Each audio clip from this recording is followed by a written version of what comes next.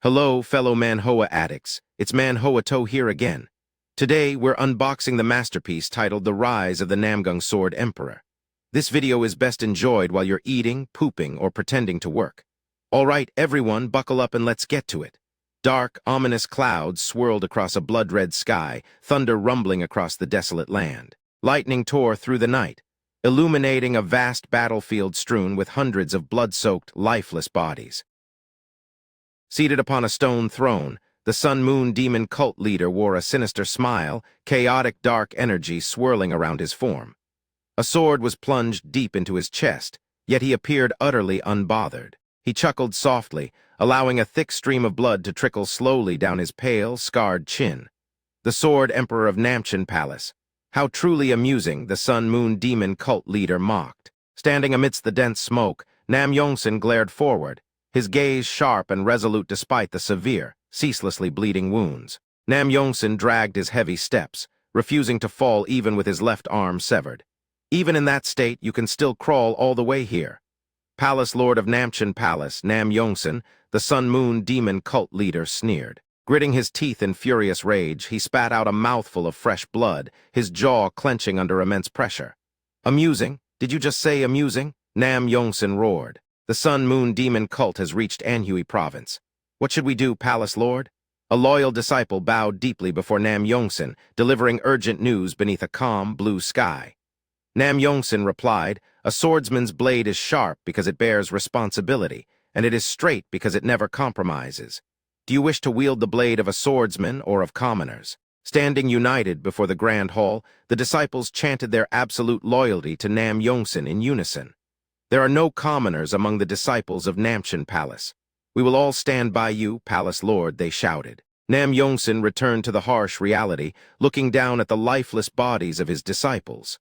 "Ah, that is exactly what I taught you," Namgung murmured. Clenching the hilt of his ancient sword, he honored their noble sacrifice with silent resolve.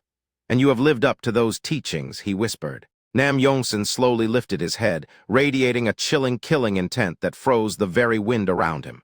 "Now then, it's my turn," he declared. With a fierce roar that shook the ground, he poured his last vestiges of internal energy into the blade. The disciples of Namgung Palace advanced without a single step back. He cried out. Standing tall amidst the graveyard of broken swords, he prepared to unleash his final, destructive technique. To fulfill their duty to the martial path they chose, he continued. Facing the demonic throne, Namgung pointed his glowing blade directly at his sworn enemy with absolute defiance. "To those who have proven their unwavering chivalry," he stated. As the Sun-Moon Demon cult leader scoffed, Namgung demanded justice for his massacred sect with burning hatred. "How dare scum like you utter the words amusing?" Namgung challenged. His fingers trembled violently from exhaustion, but he refused to let the divine weapon fall. "I no longer have the strength to hold my sword steady." However, Namgung thought. Gathering every last bit of his life force, Namgung raised his heavy sword, assuming a defensive stance. Dark energy swirled around the Sun-Moon Demon cult leader's blood-soaked hands as he flashed a maniacal grin. "Sword Emperor of Namgung Palace, can you bear the consequences of this?" The Sun-Moon Demon cult leader sneered. Staring intently through the blood-stained blade, Namgung prepared to unleash a devastating attack. "When the sword is in the hands of a swordsman, what cannot be borne?" Namgung declared. With veins bulging across his face, the Sun-Moon Demon cult leader clenched his bloodied hands in excitement. "Do you think this sky will remain unchanged forever?" The Sun-Moon Demon cult leader laughed loudly. In a mere instant, Namgung teleported directly before his foe. With a decisive, world-shattering swing, he decapitated the cult leader. The strike, imbued with Namgung's internal energy, resentment, and hatred, was so powerful that it not only severed the cult leader's head, but also cleaved space itself, splitting the stone throne where the cult leader had been seated. Gasping amidst the rain of blood, Namgung stood victorious, yet his life force was utterly depleted. The Black Sun and the Crimson Moon always yearned for each other. The Sun-Moon Demon cult leader laughed loudly, and to his utter horror, the cult leader's severed head continued to chuckle eerily. Suspended within a swirling vortex of surging purple energy, the Sun-Moon Demon cult leader looked down at Namgung with fury and a sneer. That is why they can never be separated. A terrifying explosion of demonic power erupted, completely obliterating the grand hall in a blinding purple light. A cold wind swept across the ruined mountainside, carrying the scent of ashes and fresh, spilled blood. Trembling violently after the brutal impact, he plunged his ancient sword into the cracked earth to steady himself and groaned, "Ugh." Surveying the corpse-strewn battlefield, Namgung recognized the tragic cost of the final battle and murmured, "I understand." A mutual destruction. His legs finally buckled under the weight of his injuries, sending him collapsing to the ground. Kneeling amidst the graveyard of shattered weapons, Namgung wept for his fallen comrades and lamented, "The title of Sword Emperor is truly meaningless, when I couldn't protect a single one of you." Drawing his last breaths, he closed his eyes as hot tears mingled with crimson blood and whispered, "I have no face left to meet you, my disciples." A warm, ethereal light pierced through the dark clouds, gently embracing his fading soul. Looking up at the vast sky, Namgung felt his consciousness slowly drifting into oblivion. Yes, that sky is what you and I tried to protect. Isn't that the essence of our chivalry? Namgung mused. The dazzling blue sky stretched endlessly above, casting a warm glow upon his tattered and blood-soaked form, and he sighed, "How blue and vast it is. But how can one who failed to protect his disciples dare to touch it?" A violent spasm seized his chest, forcing a thick stream of black blood from his trembling lips. Solitude enveloped his fading form as the last fragments of his life force dissolved into the cold earth. If only I had tried a little harder. If only I had risked a little more. Could I have gazed upon the sky with you? Is this truly all that remains at the tip of my blade? Namgung thought. Collapsing, Namgung finally surrendered to death's cold embrace. A cold, damp atmosphere enveloped Namgung as he abruptly awoke on hard ground. "Ugh," Namgung groaned. A voice echoed from afar, "Mumyong, Mumyong." A heavy leather boot suddenly slammed into his face, a sharp pain shooting through his skull. "Take that, you brat," an angry man yelled. Namgung groaned, "Ugh." Shaking his head in utter confusion, Namgung struggled to his feet and stared at his unfamiliar hands. Namgung was bewildered, unable to comprehend what was happening. Deoxam stood towering over him with a dirty headband and a scraggly beard, roaring in furious rage and shouting, "You lazy good-for-nothing. A sword slave like you is still sleeping." Namgung stared blankly at the shouting man, trying to understand what the hell was going on. What in the world is this? Namgung thought. Another brutal blow sent him sprawling to the ground, his weak new body unable to defend itself, and he groaned, "Ugh." Deoxam unleashed a flurry of vicious kicks, thick dust rising from the dry earth, and sneered, "We gave a name to an orphan child with blocked meridians like you, didn't we? You should be grateful we even gave you food and shelter. How dare you pretend to be sick to avoid work?" Namgung raised his scrawny arms to shield his face, attempting to piece together fragmented memories. What happened? I was sure I was dead, Namgung thought. Vivid images of his fallen disciples and the final battle flashed before his eyes as he was beaten. This isn't a dream. My disciples, the life-or-death battle with the Sun-Moon demon cult leader, I remember everything clearly.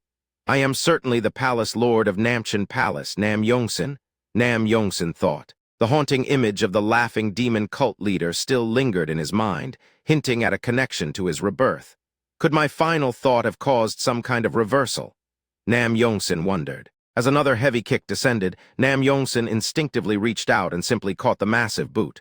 No, but wait, this guy is, Namgung thought. His slender fingers tightened like iron pincers, completely halting the momentum of the heavy kick. Deoxam's eyes widened in utter disbelief, trying to pull his foot back in vain, gasping, "Ugh." The air pressure shifted as Namgung slowly applied force, causing Deoxam's ankle bones to crackle. Deoxam thought, what is this kid's strength? He was groaning in pain yesterday. Looking up with a cold, sharp gaze, Namgung unleashed a fraction of his terrifying former martial killing intent. Terrified by the sudden display of power, Deoxam gasped, cold sweat streaming down his face, and he grumbled, "HMPH." Deoxam completely lost his balance and tumbled onto the dirt road, clutching his throbbing ankle, screaming. Namgung stood tall before Deoxam, casting a long, authoritative shadow upon the dusty ground. He immediately noticed the sword tucked into Deoxam's hip. Clenching his fist, Namgung looked down at Deoxam with utter contempt, declaring, tormenting a child who knows no martial arts like this, You are unworthy to wield a sword. Sam, how useless are you to let a sword slave cause such trouble? A tall martial artist with long brown hair and purple robes scoffed at the scene, shouting. Another bystander sneered, if it were me, I'd have committed suicide already. A third bystander laughed loudly, moreover.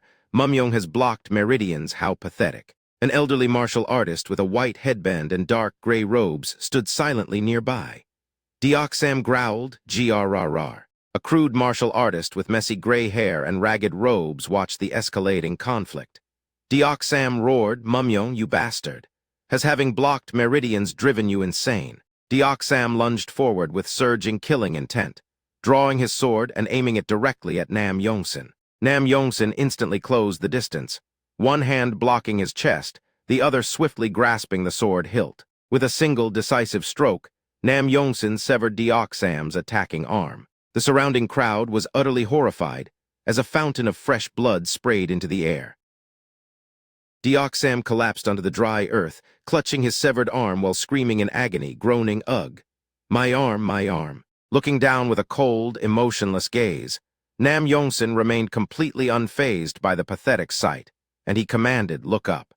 Sam trembled violently from blood loss, slowly struggling to his feet and looking up at Nam Yongsan. A majestic, towering illusion of the legendary Sword Emperor silently appeared behind Nam Yongsan. As he stared at the overwhelming aura before him, Sam gasped as his mind completely collapsed. Whimpering, Sam thought, this guy isn't Mumyong. Nam Yongsan's sharp gaze locked onto him, radiating a crushing pressure. Sam thought, his usual pathetic and timid demeanor has completely vanished. As the cold wind swept past the distant city walls, a silence enveloped the ancient valley. Sam thought, he has become a completely different person. Beneath the dark, ash-filled sky, dozens of masked cultists in white robes stood in solemn, silent formation. Standing before the silent crowd, the Sun-Moon Demon cult masked leader radiated an overwhelming aura that weighed down the atmosphere, stating, do not forget. Our top priority is to capture those with blocked meridians. If anyone stands in our way, kill them all. With red eyes gleaming with malice, he narrowed his gaze and let out a low, bloodthirsty chuckle, giving the order. As the dark sky rumbled ominously, the cultists vanished like shadows into the dust-laden wind, shouting in unison, understood. Under the vast sky, the dusty courtyard is stained with fresh blood. Nam Yongsan stands tall, looking down at the groveling Sam. With a cold, piercing glare, Nam Yongsan stares downward, a sharp light glinting in his dark eyes. I'll die. Sam screams, tears and sweat streaming down his face as he trembles in absolute terror. Slamming his head repeatedly against the parched earth, the one-screwl bully now begs desperately for his life and wails in utter agony. Mumyong, I know I was wrong. Please forgive me. It's not enough to make up for how I've treated you all this time, but this is all I have right now. Please take this and forgive me. Sam begs, desperately pushing a small pouch forward, hoping to buy his survival. Nam Yongsan remains completely unmoved by the pathetic display of greed and fear. Looking down at the groveling man with cold and quiet contempt, Nam Yongsan asks, I should forgive you.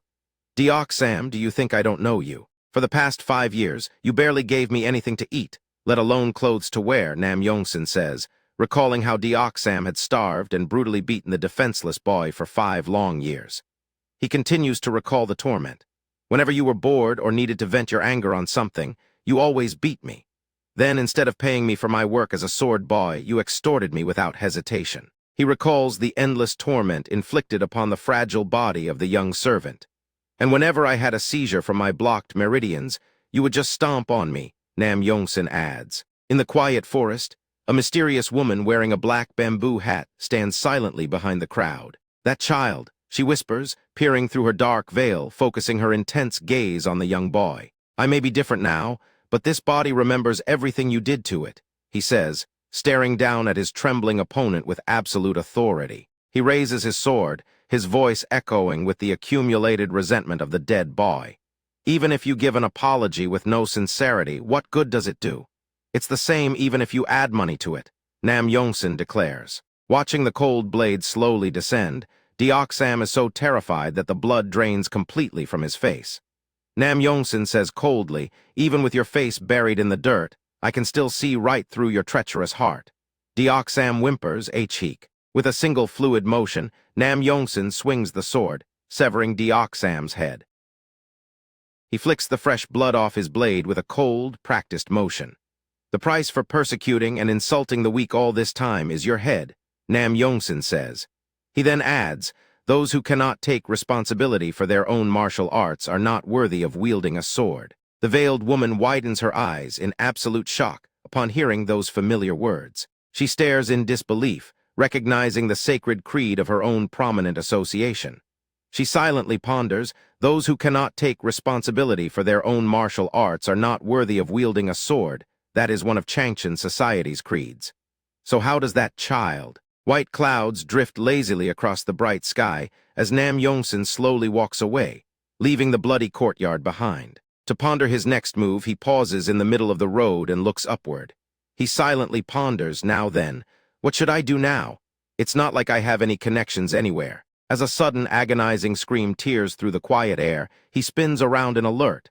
A voice screams in the distance. In the distance, a terrified villager wearing a simple brown tunic sprints desperately across the dirt path. A masked assassin wearing white robes and a red visor suddenly lunges forward to strike from behind, and the villager shrieks, "Help me! Save me, demons!" Nam Yongsan grits his teeth in rising anger while witnessing the brutal attack from a distance. "It's the demons! Run! Everyone run!"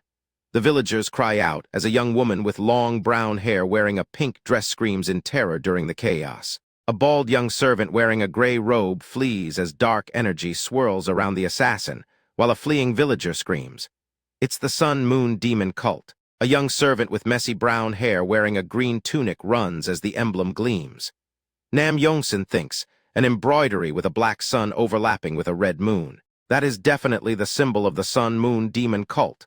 Nam Yongsan silently ponders, staring at the familiar insignia of his ancient and deadly enemies with instant recognition. Thick purple energy oozes from the assassin's body, radiating a familiar and highly malicious pressure.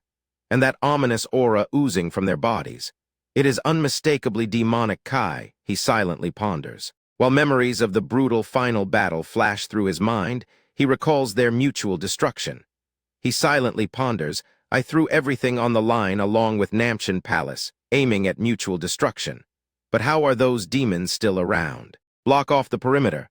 A masked cultist commands as the ruthless invaders cut down the defenseless servants, painting the dusty ground with fresh crimson blood. Nam Yongsan listens closely to the enemy's orders and realizes the true purpose of their raid. Seal off the side paths and find the blocked meridians, the cultist leader shouts. He silently ponders, blocked meridians? Could they be looking for me? With a tight grip, he squeezes the sword hilt until his knuckles turn completely white, silently pondering. Even going so far as to harm innocent people. They haven't changed at all. I cannot just sit back and watch this. He silently ponders, watching the slaughter continue near the wooden gate, refusing to ignore the innocent lives lost. Standing in a tight formation, the masked killers project an aura of pure, bloodthirsty intent. Moreover, those guys, he silently ponders. He suddenly dashes forward, sprinting past the terrified servants who are desperately fleeing for their lives, silently pondering.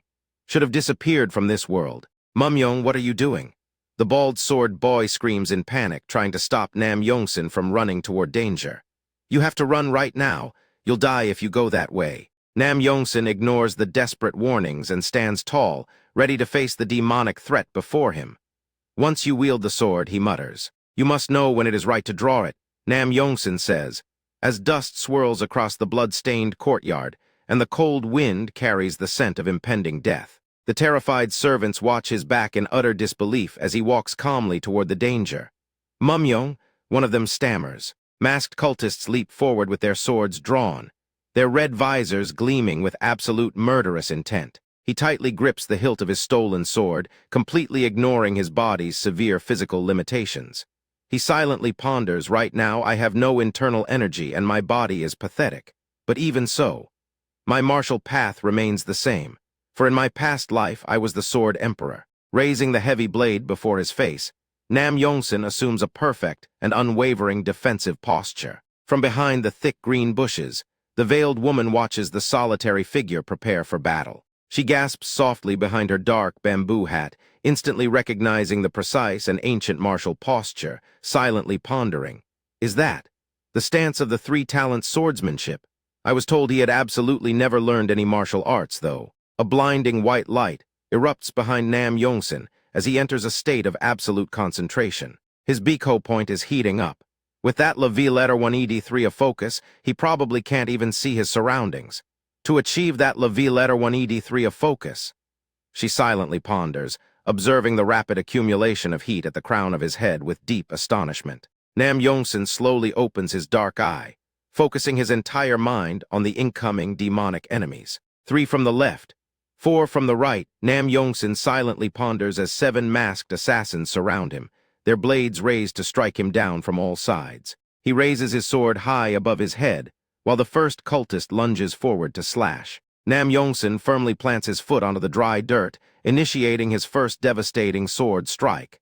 Heaven! A brilliant vertical slash of pure white light cleaves through the air with incredible explosive speed. The first assassin crashes heavily onto the ground, completely defeated by the single and precise blow. The remaining masked cultists rush forward together, their red visors glowing with sudden and intense fury. Namgung unleashes a flurry of rapid slashes, his blade moving like a brilliant silver blur. He exhales deeply, preparing to execute the second form of his classic and deadly sword technique.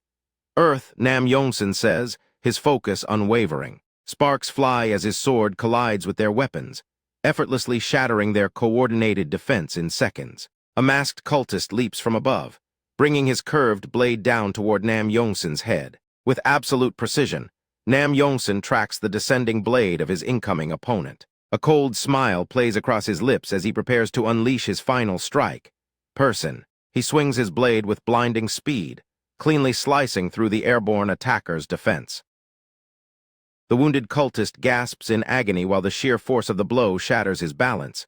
The assassin groans. Blood sprays across the dirt as the defeated assassin collapses heavily onto his knees. Staring at Namgung, the dying cultist shivers with a sense of absolute terror.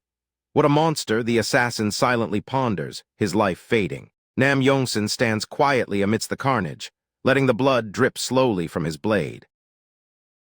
Using only the most basic of basics, the three-talent swordsmanship, the veiled woman silently ponders, watching Namgung with deep astonishment from her hiding spot. She realizes his true potential, recognizing the incredible talent hidden within his fragile body. He's a sword genius. That child is a naturally born sword genius. She silently ponders, her eyes wide. Suddenly, a group of masked figures appears on the roof, catching Namgung's attention. What is this? Narrowing his eyes at the new arrivals and preparing himself for another round of combat, he silently ponders. There are still some left. The lead cultist on the roof surveys the bloody courtyard with rising disbelief. The entire first squad was wiped out. The leader shouts, his voice echoing as he adds, "It's highly unlikely they were taken down by mere wanderers." As Namgung prepares to lunge, a sudden sharp pain shoots directly through his chest. Namgung groans, clutching his chest as he falls heavily to his knees, and his vision begins to blur. Struggling to breathe while the severe physical limitations of his new body take their toll, he silently ponders, right? This body suffers from blocked meridians. Sweat pouring down Namgung's face as he desperately tries to stabilize his chaotic internal energy, he silently ponders, what timing for a seizure to hit right now? Wait, but these symptoms, could it be? Cold wind sweeps over the rooftops as the cultists look down at Namgung below. Is he the one? The white-masked cultist asks, peering down from the tiled roof and carefully analyzing their struggling target below. The boy we're looking for with the 9 yin blocked meridians. The leader replies, yes, he matches the physical profile. With a sudden surge of dark energy, the leader issues a ruthless order. Capture him intact, he commands. 3 white-masked assassins leap from the high roof, diving straight toward Namgung. Cold wind whistles through the wooden rafters as Namgung looks up at the approaching danger. Capture him alive, commands the Sun-Moon Demon cult masked leader under the cold morning sky.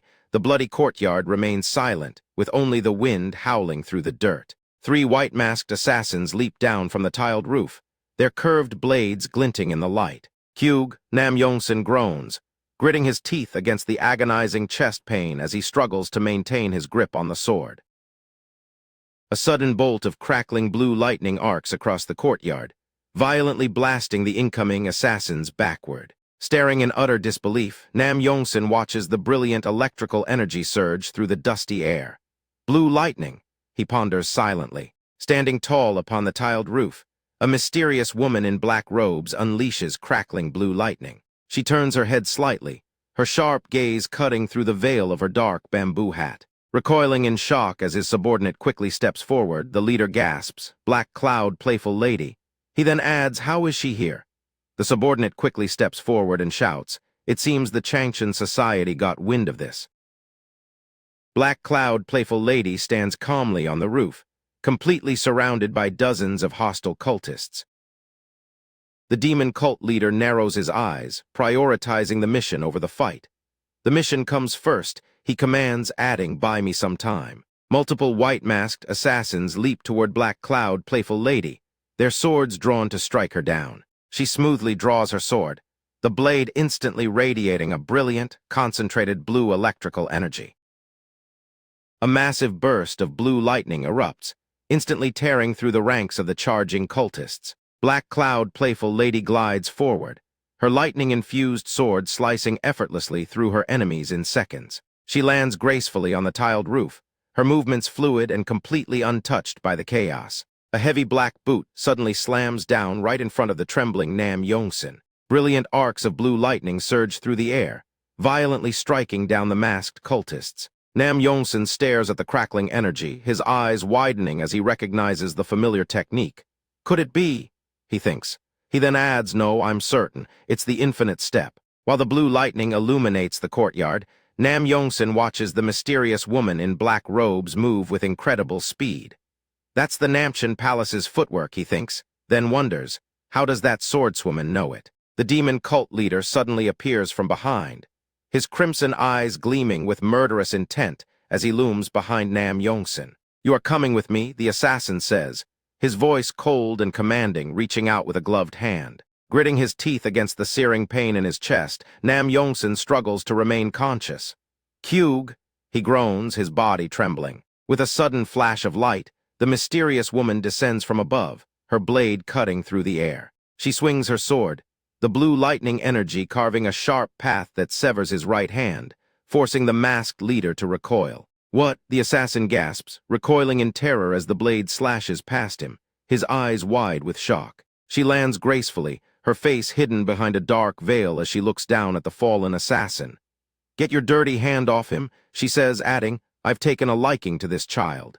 Namgung sits on the dusty ground, clutching his chest as he gazes up at the mysterious woman. His vision swims and his head spins, the world blurring as he struggles to stay upright. The mysterious woman stands before him, her sword held firmly as she looks down with concern. Kneeling beside Namgung, her dark robes flowing around her as she supports his trembling frame, she wonders, "What do I do now?" The world fades into darkness as Namgung loses his grip on consciousness, his eyes slowly closing. In the dim, quiet room, his eyes flutter open, the heavy silence pressing against his weary mind. "Kyug," Namgung groans, sitting up abruptly on the soft bed, his breath hitching as he surveys the unfamiliar surroundings. The mysterious woman sits nearby, her dark bamboo hat resting beside her as she watches him wake.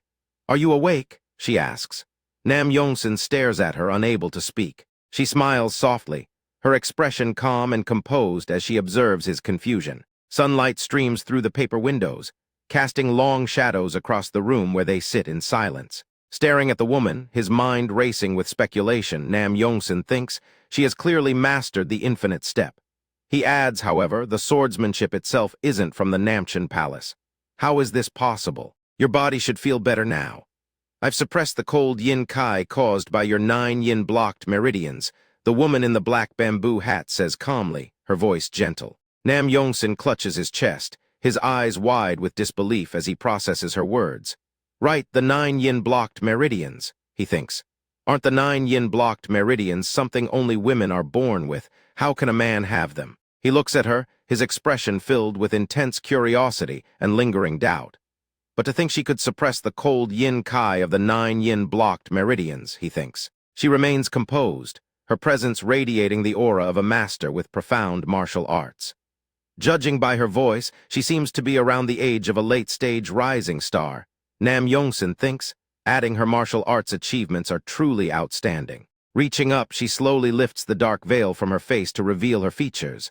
Ah, where are my manners? With a fluid motion, she removes the bamboo hat, letting her long, dark hair cascade down. Namgung watches her intently, his gaze fixed on her face as she reveals her true identity. The woman smiles warmly, her eyes bright and inviting as she looks directly at him. "Your name is Mumyong, right?" she asks, offering a bright smile as she introduces herself. "I am Li Sihar of the Changchen Society." She then smiles warmly, "Won't you come with me?" Namgung leans forward, his brow furrowed as he considers the weight of her sudden offer. "If you become my disciple, not only will you learn martial arts, but there is also a possibility of treating your 9 yin-blocked meridians," Li Sihar says. Why is she showing me such kindness? Namgung thinks this is all too sudden. Li Sihar smiles, her gaze lingering on him with a look of genuine, deep admiration. "I saw the sword marks you left. They were straight and unwavering. Even with demons standing before you, you never backed down, despite being on the verge of death. I am curious about how you will treat the 9 yin-blocked meridians," Namgung says. "I have never heard of anyone who could cure it before." Li Sihar shifts slightly, her expression turning serious as she prepares to explain her method. "That is," she begins. She raises her hand, a soft, pulsating glow of blue energy dancing between her fingertips. The blue energy crackles, illuminating her face as she continues her explanation with quiet confidence. "I have mastered a mental cultivation art that gathers solar yang kai, the heavenly thunder true yang technique. I intend to teach you this martial art so you can unblock your meridians one by one. If you were a woman, this method wouldn't even be possible," she says. Namgung listens intently, as this is the first time he has ever heard of such a mental cultivation art and method. He continues to ponder. She's right. The 9 yin-blocked meridians cannot be overcome simply by learning a yang-based martial art. The rate at which the cold yin kai accumulates is overwhelmingly faster than the solar yang kai. If my energy cultivation is clumsy, I could easily die young from the clash of yin and yang. But it's different if you're a man. If you cultivate solar yang kai through your innate yang kai using the heavenly thunder true yang technique and spiritual elixirs, there is a chance you can overcome the 9 yin-blocked meridians. Li Sihar says, watching him, her expression encouraging as she details the path forward. Namgung looks down, his heart pounding as he weighs the potential of her technique. It's not an absurd claim. Judging by the lightning kai she displayed earlier, the heavenly thunder true yang technique is undoubtedly an ultimate technique. Furthermore, he thinks, he closes his eyes, visualizing the path to his future growth and the potential for transcendence. It may be an obstacle now, but if I overcome it and absorb the remaining energy within my blocked meridians, it will become the foundation upon which I surpass the realm I reached in my previous life, he thinks. Namgung glances up, his eyes narrowing as he notices something peculiar about her demeanor. But more importantly, why do you want to take a lowly sword boy you've never met as your disciple? Namgung asks, shifting his gaze toward Li Sihar with a serious expression while sunlight filters through the paper windows. Recalling the words spoken during the battle, Li Sihar looks directly at him with a knowing smile. "Those who do not take responsibility for their martial arts have no right to hold a sword," she says, her voice soft yet firm. "You definitely said that, didn't you?" She continues, "I don't want a disciple who swings their sword lightly. I want a disciple who harbors a righteous heart." Stunned by her profound explanation, he remains completely silent as her words echo deeply within his mind. Clenching his fist tightly against his thigh, Namgung contemplates the true meaning of her noble philosophy. A righteous heart. What happens if I don't accept your offer? He asks, looking up to meet her gaze, a direct question to test her resolve. Leaning forward slightly, Li Sihar explains the grim reality of his current situation with absolute clarity. "You will continue to be targeted by demons," Li Sihar says. "It would be highly troublesome if the Sun-Moon demon cult captured you." She adds, therefore, you would have to stay in a safe house of the Changchen Society, or live alone in a secluded place under secret protection. Namgung tilts his head, finding it difficult to understand. Why would the Changchen Society go to such lengths for me? Wouldn't it be better to just finish me off to eliminate any future trouble? Then how would we be any different from the demonic path? We should protect what we can, Li Siha asks, with a calm and unwavering gaze, immediately rejecting his dark suggestion without any hesitation. Turning her head slightly, she continues to explain her personal beliefs regarding the value of human life. Isn't there a saying about being penny wise and pound foolish? Li Siha asks. There are already too many people willing to sacrifice the few for the many. Most would choose the greater good. In that case, wouldn't we also need someone to hold onto the small things left behind? She asks, looking at him, radiating a rare and beautiful sense of justice, concluding, I want to be that kind of person. Staring at her in absolute wonder, Nam Yongsan finds himself deeply moved by her pure and noble spirit. Someone to hold onto the small things. She is a woman more than worthy of being my master, Nam Yongsan thinks, slowly nodding his head, making a definitive decision about his future. Sliding off the bed, he bows his head deeply to show his formal respect to her. Keeping his head lowered, Nam Yongsan speaks with sincere humility, discarding his previous doubts and suspicion. I was wary of your sudden offer and doubted you, young lady. Please forgive me. Surprised by his sudden change of heart, Li Siha blinks in astonishment before gesturing for him to rise. So that's how it was. Then have you made up your mind? Yes, I will follow you, young lady, Nam Yongsan declares, raising his head and looking directly into her eyes with a determined and respectful expression. You've given it considerable thought. Mumyong, she says, clapping her hands together, clearly pleased by his decision to join her martial path. She tilts her head slightly, bringing up a practical matter regarding his current identity with a smile. But do you happen to have another name? Mumyong is a bit, Li Siha asks. Mumyong, that bastard Deoxam. Calling me by this name, Nam Yongsan thinks, looking down in quiet contemplation, recalling the bitter memories associated with his current moniker. Li Siha leans forward slightly and gestures with her hand to emphasize her point. To help shake off the pursuit of those demonic cult bastards, she says, you'll need a new name. Nam Yongsan stares straight ahead while focusing his mind on his ultimate purpose in this reincarnation. In this life as well, I must carry on the honor of Namchen Palace, he silently ponders. In that case, the surname will be Namgung, in honor of Namchen Palace and its disciples, he thinks, and the Sun-Moon Demon Cult, he thinks. While a bloody memory of his past enemy flashes, Nam Yongsan hardens his resolve. With the resolve to finish what I could not in my previous life, I will take the name Jun, meaning to finish, he silently ponders. If you don't have a name in mind, Li Siha says, raising her finger to speak. Nam Yongsan interrupts her with a firm declaration. Namgung Jun, Nam Yongsan says. My name will be Namgung Jun, he repeats. Namgung Jun. Namgung Jun, she mutters, resting her hand against her chin and softly repeating the chosen name. A bright smile appears on her face as she approves of his newly chosen name. Not bad, she says. Namgung Jun slowly slides off the bed to perform the formal greeting of a disciple. Kneeling on the floor, Namgung Jun prepares to pay his respects to his new master. This disciple, Namgung Jun, he says solemnly. He clasps his hands together and bows his head all the way to the ground. Respectfully greets his master, Namgung Jun says. Li Siha looks down at him, her expression softening with a mixture of pride and warmth. Namgung Jun remains in his deep bow, patiently waiting for his master to speak. Li Siha gestures for him to rise and addresses him with a cheerful tone. Yes, my disciple, she says. Now, although it might feel a bit sudden, but she continues. She leans in close with a wide, enthusiastic grin that catches him completely off guard. Let's start your martial arts training right away, she shouts. Namgung Jun forces a strained smile, his face breaking into a cold sweat at her intense enthusiasm. Pardon, he stammers. Outside the wooden cabin, the quiet mountain forest is bathed in the warm, purple glow of twilight. A thick, leather-bound manual titled Heavenly Thunder True Yang Technique rests on the wooden table. The foundation of all martial arts starts with understanding the formula, Li Siha says. Inside the cozy room, the gentle evening breeze carries the scent of pine and old paper.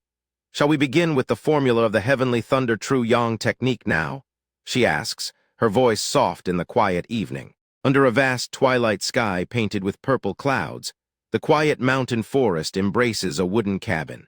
Li Siha slams her hand enthusiastically onto the ancient book resting on the wooden table, a bright grin spreading across her face.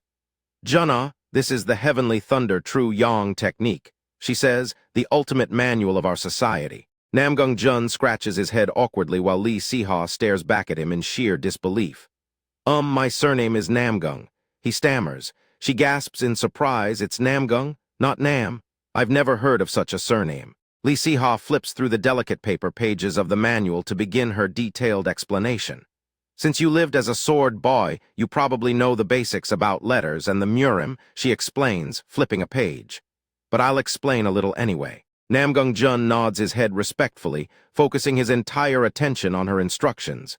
"Yes," he replies. Raising her index finger, Lee Siha smiles warmly while Namgung Jun silently evaluates her incredible martial achievements.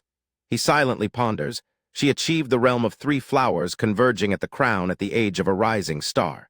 She truly is a once-in-a-generation genius. Master's talent will definitely be a great help when we face the Sun-Moon Demon cult. Lee Siha points down at the text, prompting Namgung Jun to analyze the complex cultivation formula. He silently ponders. Her talent may even surpass what I possessed in my previous life. She asks, "Now then, what do you think this verse says about internal energy?" Namgung Jun studies the ancient characters carefully and offers his profound interpretation without any hesitation. "The internal energy must be circulated more forcefully so it passes through the Okjung acupoint more quickly," he says. He adds, "Rather than guiding it forward, it feels more like pushing it through." Lee Siha stares at Namgung Jun in absolute wonder, completely blown away by his rapid comprehension. She silently ponders. "My disciple, how can you be so clever?" She says, "That's right. You've understood it perfectly." She silently ponders. His comprehension is extraordinary. This must be what they mean by teaching 1 thing and understanding 10. Lee Siha continues to observe Namgung Jun, feeling an inexplicable sense of deep respect. She silently ponders. "It feels like I'm conversing with an expert of the same Levi letter 183, or even higher." Lee Siha glances out the open window as the bright morning sun begins to illuminate the room. "Look at the time. Aren't you tired?" she asks, turning back to him. Namgung Jun pushes himself up from the table, his eyes burning with an intense and unwavering determination.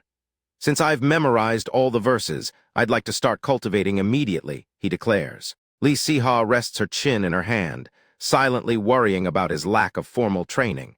"Just because you've learned the mental cultivation method doesn't mean you'll be able to feel the internal energy right away," she cautions. Lee Siha positions herself behind Namgung Jun, ready to guide his energy if anything goes wrong. "Even if there's a problem, I'm here, so don't worry. Just don't overdo it," she says. He nods, yes. Swirling currents of brilliant energy erupt around Namgung Jun as he begins his very first cultivation cycle. He silently ponders. Even a talented person normally needs 7 days and nights before feeling Kai for the first time. But this physical body. Namgung Jun exhales slowly, marveling at how easily his body responds to the ancient breathing technique.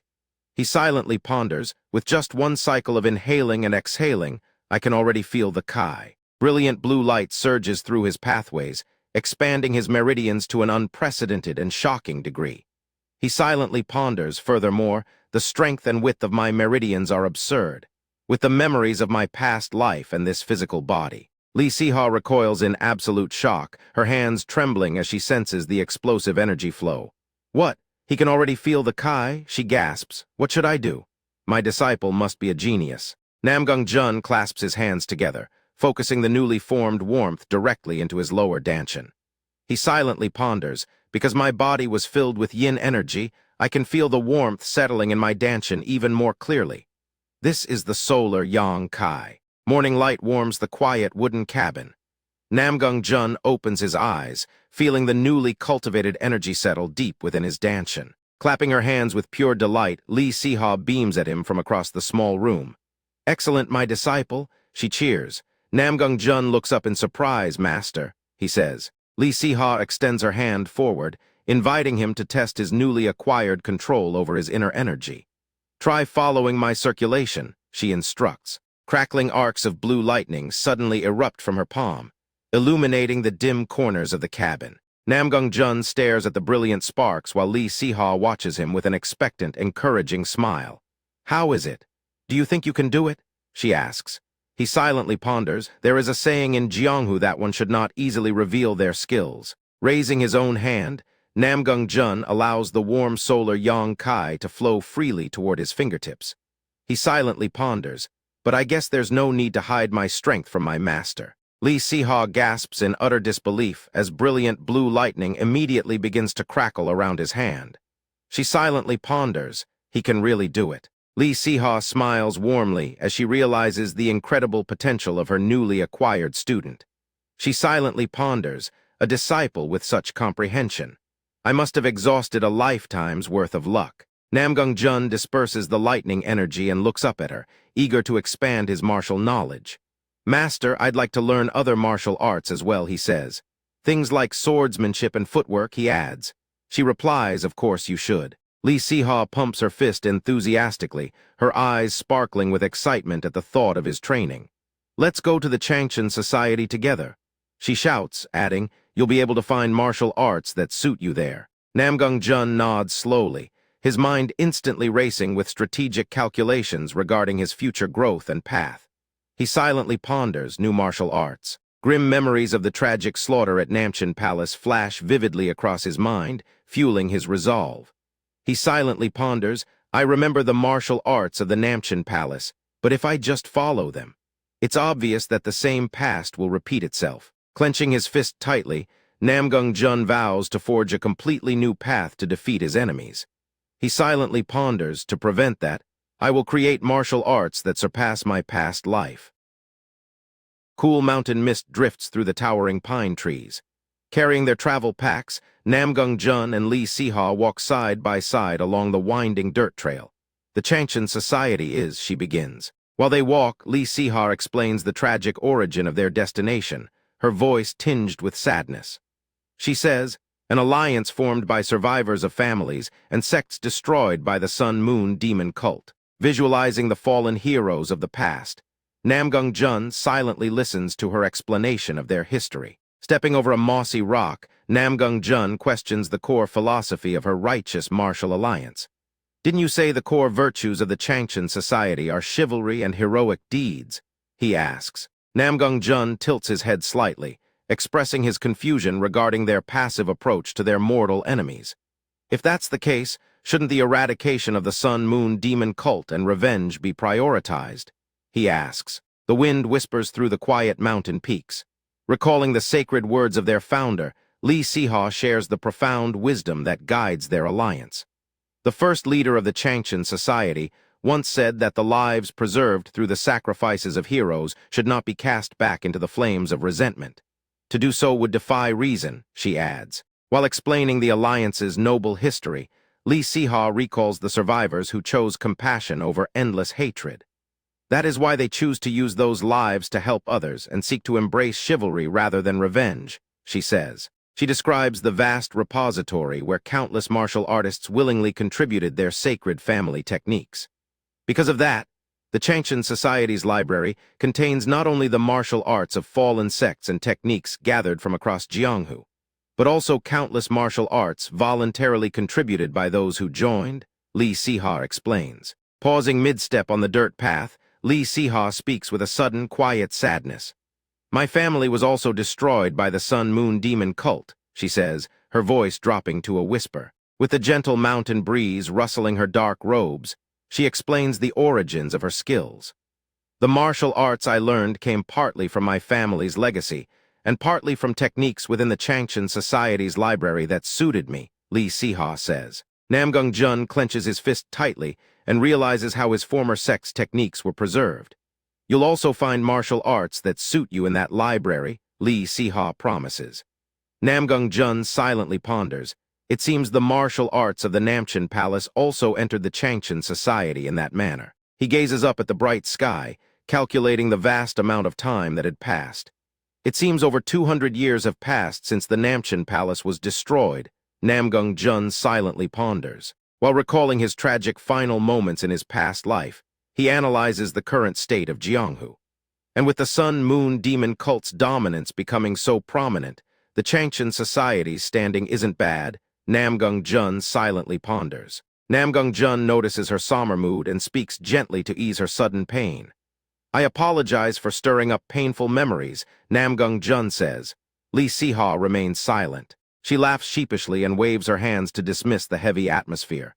No, if anything, I've only shown my disciple something embarrassing. Li Siha stammers. We're almost there, let's hurry, she urges. Towering mountain peaks rise majestically through swirling seas of white mist under the bright sky.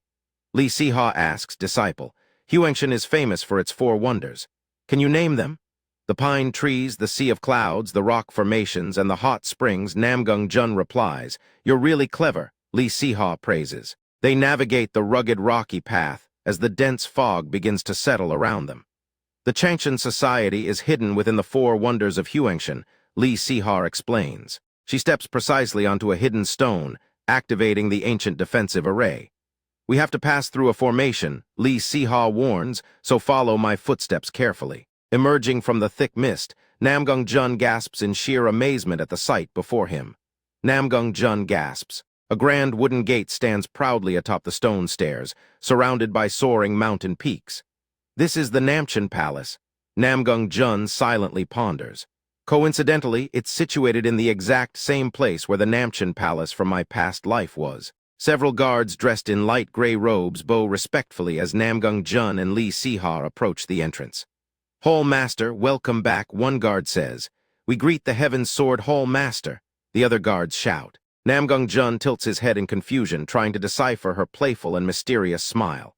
All members of the Changshan Society wear bamboo hats when doing outside activities, Li Siha explains. Does it have any meaning? Namgung Jun asks. Hee. You can find out for yourself later, Li Siha giggles. Namgung Jun remains puzzled. Walking up the massive stone steps, they enter the grand courtyard of the inner palace. I have returned, Li Siha announces. Yun Jiongjong, an elderly man with long white hair and a matching beard, greets them in the hallway. Is this the child the Heaven's Sword Hall Master spoke of? Yun Jiongjong asks. Li Siha pulls Namgung Jun close and boasts proudly about her talented new student. That's right, Li Siha beams, and he is my disciple, she declares. Yun Jiongjong narrows his eyes, carefully inspecting Namgung Jun with a sharp gaze. You took him in as a disciple, Yun Jiongjong asks. Did you like him that much? He wonders. Yun Jiongjong stands with his arms crossed, his long white beard flowing over his robes. Since he's vouched for by someone as strict as you, I'll waive every test except the martial arts test, he says. When do you plan to take it? Namgung Jun steps forward, his eyes fixed on the challenge ahead as he prepares for the test. Probably. I can do it right now, he shouts. Yun Jiongjong looks down from the stone steps, his expression skeptical as he observes the youth. Right now? It hasn't been long since you started learning martial arts, he asks. Namgung Jun replies, that's right. I've only learned the Heavenly Thunder True Yang formula. A sharp, piercing gaze locks onto Namgung Jun, his eyes narrowing as he senses an opportunity. Interesting, he thinks. In that case. Yun Jiongjong gestures toward a tall, imposing man standing silently behind him, his presence radiating power. Try receiving a single strike from this man, he says. The man steps forward, his heavy footsteps echoing against the stone stairs as he introduces himself. I am Gang Mong of the Makyang Department, he says. Namgung Jun looks down at his empty hands, his brow furrowing as he realizes his disadvantage. Master, I don't have a sword, he says. What should I use? He asks. Li Siha reaches to her side, drawing her blade and offering it to her young disciple. Take this, she says. If you intend to receive Gang Mong's sword, an ordinary blade won't be enough. Namgung Jun bows his head in gratitude, his fingers tightening around the hilt of the offered weapon. Thank you, he says. Don't try to show off and dodge. Gang Mong warns coldly as he draws his sword, the steel blade shimmering with a cold light as he assumes a combat stance. Gang Mong's eyes flare with a savage, murderous intent. You will die, he thinks to himself, locking his gaze entirely onto the youth before him. With an explosive burst of speed, Gang Mong lunges forward. He swings his sword in a wide, powerful arc, the blade whistling as it cuts through the air. Namgung Jun pivots, his muscles tensing as he prepares to block the incoming strike. He gasps. Sunlight bathes the quiet stone courtyard as Gang Mong suddenly lunges straight forward, the sword in his hand carving a deadly arc that tears through the air. You're quite sturdy, Gang Mong says, his lips curling into a haughty smirk as his blade grinds hard against his opponent's weapon, radiating an overwhelming pressure. With a fluid pivot, Namgung Jun redirects the massive force and glides behind his opponent. He deflected it.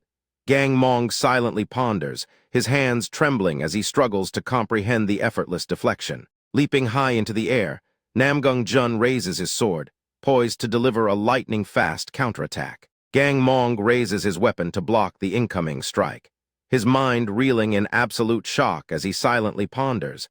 It's the same technique as the strike I just used. A violent tremor runs through Gang Mong's hand as he grips his vibrating hilt. Even with such a scrawny body, Gang Mong silently ponders, his breath catching in his throat from the sheer pressure as he stares at Namgung Jun. Intently observing Namgung Jun's every movement, Gang Mong silently ponders that astonishing power absolutely cannot come from mere physical strength, as his mind races to calculate a counter-strategy. His heart pounds wildly as he recognizes this legendary martial phenomenon, and Gang Mong silently ponders, pure sword Kai. That's my disciple for you. Li Siha claps her hands with pure delight, her voice echoing across the courtyard. To block Gang Mong's sword and even land a counterattack. Gang Mong stares at the ground, cold sweat dripping down his pale face as he silently ponders. Didn't he say he had only learned a mental cultivation method? And yet, I conceded, Gang Mong says, slowly stepping back and lowering his weapon in defeat. To think I lost to someone who has only reached the one cloud realm. Gang Mong silently ponders, his voice trembling with deep shame as he looks up at the towering stone steps. Slowly descending the stone steps, Yun Jiongjong speaks in a gentle yet firm tone.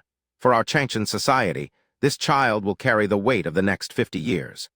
If it is true that he has only learned a mental cultivation method, then he is a natural-born genius of the sword, letting his long white beard sway in the wind. To think Lord Muk descended the stairs himself. Gang Mong silently ponders in absolute awe.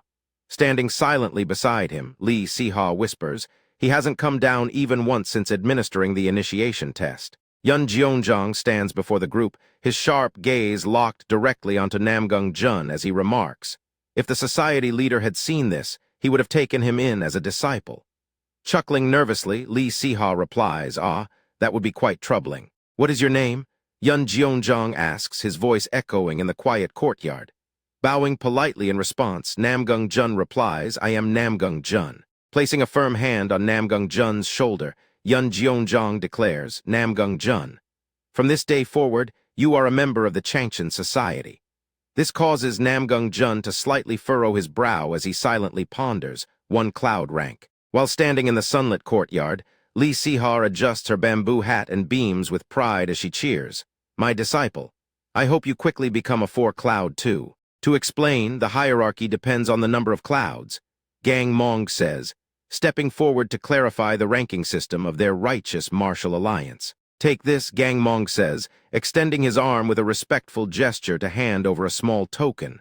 I've learned a lot. Namgung Jun looks down at the silver medallion and studies his newly acquired rank as he silently ponders. Even though you were administering the test and ended up getting bested, I admire how you calmly acknowledge it. Thank you, Namgung Jun says, clasping his hands together and bowing deeply to show his respect. Now then, our disciple can enter the repository too, right? Li Siha asks, approaching with a bright smile. Standing silently with his back turned, Yun Jiongjong replies, yes. Without warning, Li Siha grabs Namgung Jun by the wrist to drag him away as she shouts now. Let's hurry. Namgung Jun softly mutters, Master, please slow down a bit. Meanwhile, Yun Jiongjong watches their retreating figures and silently ponders. As long as he is nurtured with enough sunlight and water, this child is destined to become a colossal tree that reaches the heavens. Turning toward Gang Mong, Yun Jiongjong places a reassuring hand on his shoulder as he says, since the heavens' sword hall master will provide the sunlight and water, we must provide the rich soil. Namgung Jun, Gang Mong silently ponders, remaining in the quiet courtyard as he stares down at his hand in deep contemplation. A sudden tremor runs through his fingers as he recalls the terrifying force of that counterattack. Silently pondering, just what do you have to do to execute a strike like that? And it would be best for you to change your sword, Yun Jiongjong advises, calling out over his shoulder to break the heavy silence. Gasping in surprise, Gang Mong replies, pardon. Gang Mong looks down and notices a massive crack running along the steel blade of his weapon as he silently ponders, As sunlight filters through the towering wooden columns of the massive, multi-tiered library, Lee Seeha's voice echoes with solemn dignity. This archive is named the Self-Reflection Martial Archive, which means to reflect upon oneself. The scale is immense. Namgung Clan silently ponders, looking up in absolute awe at the endless rows of books stretching toward the ceiling. Even Namchen Palace's library. Walking deeper into the archive, Namgung Clan compares the incredible collection to his past life's memories. Silently pondering, would fall far short compared to this. Walking and gesturing toward the bookshelves, Lee Seeha speaks gently, her voice filled with pride. Normal sects always place restrictions on reading secret manuals, but we do not do that here, she says.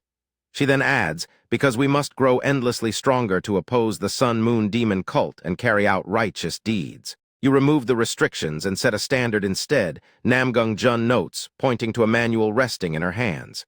Lee Seeha replies, right.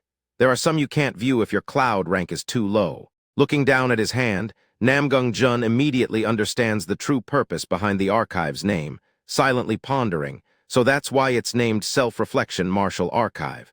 It means to reflect on whether you are qualified to read the secret manuals. Let's see. As your master, I should pick out a martial art that suits our Clan, right? Lee Seeha asks, turning around with an eager expression. Namgung Clan flatly replies, no. I would like to choose a secret manual myself. Namgung Clan says, standing firmly before his master as he politely declines her help with a respectful gesture. Amused by his independent spirit, Lee Seeha smiles warmly behind her veil at his determination. All right, but you must show me after you have made your choice, okay? Lee Seeha nods gently in agreement, offering her gentle reminder.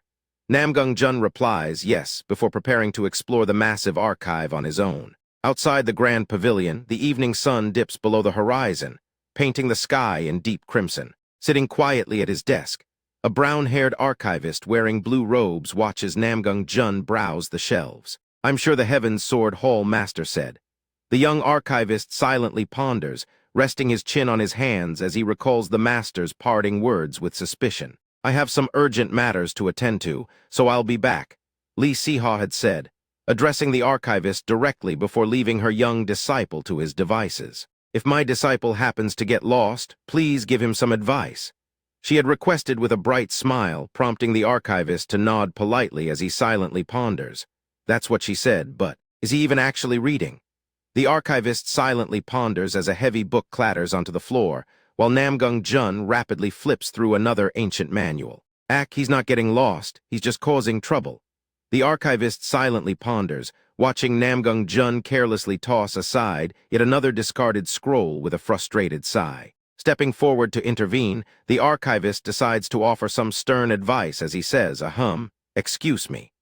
Silently pondering that he should guide the young disciple, he is interrupted when Namgung Clan says, I'll be using this wooden sword for a moment. What? The archivist shouts, gasping aloud when Namgung Clan suddenly unsheathes the wooden practice weapon with blinding speed. Unleashing a torrent of swift strikes, Namgung Clan executes a series of flawless, high-speed sword techniques. He glides effortlessly through the air, his movements perfectly mimicking the advanced forms of legendary masters. Staring in absolute disbelief, the archivist freezes as he witnesses the breathtaking display of martial prowess. He wasn't just looking at them randomly.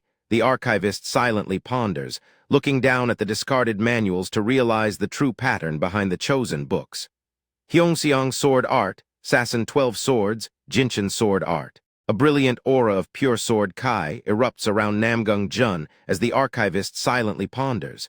He was only looking at fast sword secret manuals. The explosive force of his energy sends a powerful shockwave rippling through the entire archive room. Clinging to his desk, the archivist trembles as the violent wind threatens to scatter his scrolls. That sword strike just now, it was like.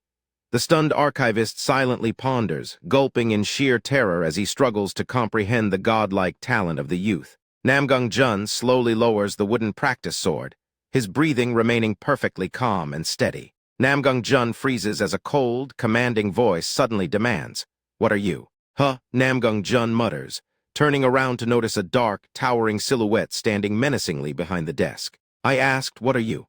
The voice demands as the archivist slowly turns his head in absolute terror under the freezing pressure. The tall, imposing newcomer with spiky reddish-brown hair and dark crimson robes steps forward, radiating immense power as he says, "Those moves just now. Is that demonic Kai?" Namgung Jun silently ponders, narrowing his eyes as he senses a deeply sinister energy that fills the room. As the air inside the archive turns freezing cold, the towering warrior stands there, wearing a faint sneer. Namgung Jun's mind races in disbelief. To think a demonic practitioner has managed to infiltrate the very heart of the Changchen society. He grits his teeth, wondering just how on earth did this happen. The vast archive hall stands in tense silence as the three figures face one another. Staring at the imposing red-haired warrior, Namgung Jun narrows his eyes. How did a demonic person get here? He silently ponders, his mind racing to comprehend the intruder's presence. As Sword Demon Sr., this kid is a new recruit who just joined the society. The archivist stammers frantically, waving his hands as Sword Demon tilts his head. A new recruit. Sword Demon shoves the trembling archivist aside with a cold, dismissive glare. "Step aside. You're in the way." Watching the exchange, Namgung Jun silently ponders, is he a four-cloud, but also a black cloud? What swordsmanship was that just now? It's a martial art I haven't seen in the self-reflection martial archive. Sword Demon demands, locking his sharp gaze onto the youth. Assessing the man's aura, Namgung Jun silently ponders. Even if he's a demonic person, he doesn't appear to be hostile. "I'll answer honestly." He then speaks up. "It is a swordsmanship that I am creating myself. It doesn't seem like you're bluffing." Sword Demon murmurs, his heavy boots stepping over the scattered manuals. A wild, predatory grin spreads across the warrior's face as he slowly draws his blade.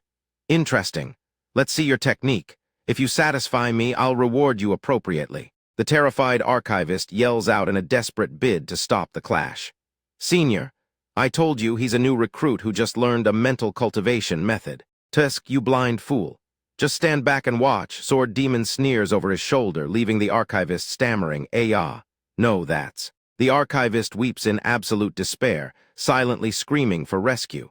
"You tilde heaven's sword hall master, come quickly already." Unsheathing his sword, Namgung Jun calmly sets his terms. "I would like a spiritual elixir as the reward." "Very well. I like that you're straightforward compared to kids these days." Sword Demon chuckles, thoroughly amused by the boy's audacity. A savage excitement gleams in the warrior's eyes as he prepares to engage. "Come at me with all you've got. I won't use internal energy and will watch your Levi letter 183. Namgung Jun meets his gaze with cold, unwavering confidence. "I don't mind if you use it if you deem necessary." "Biwahaha.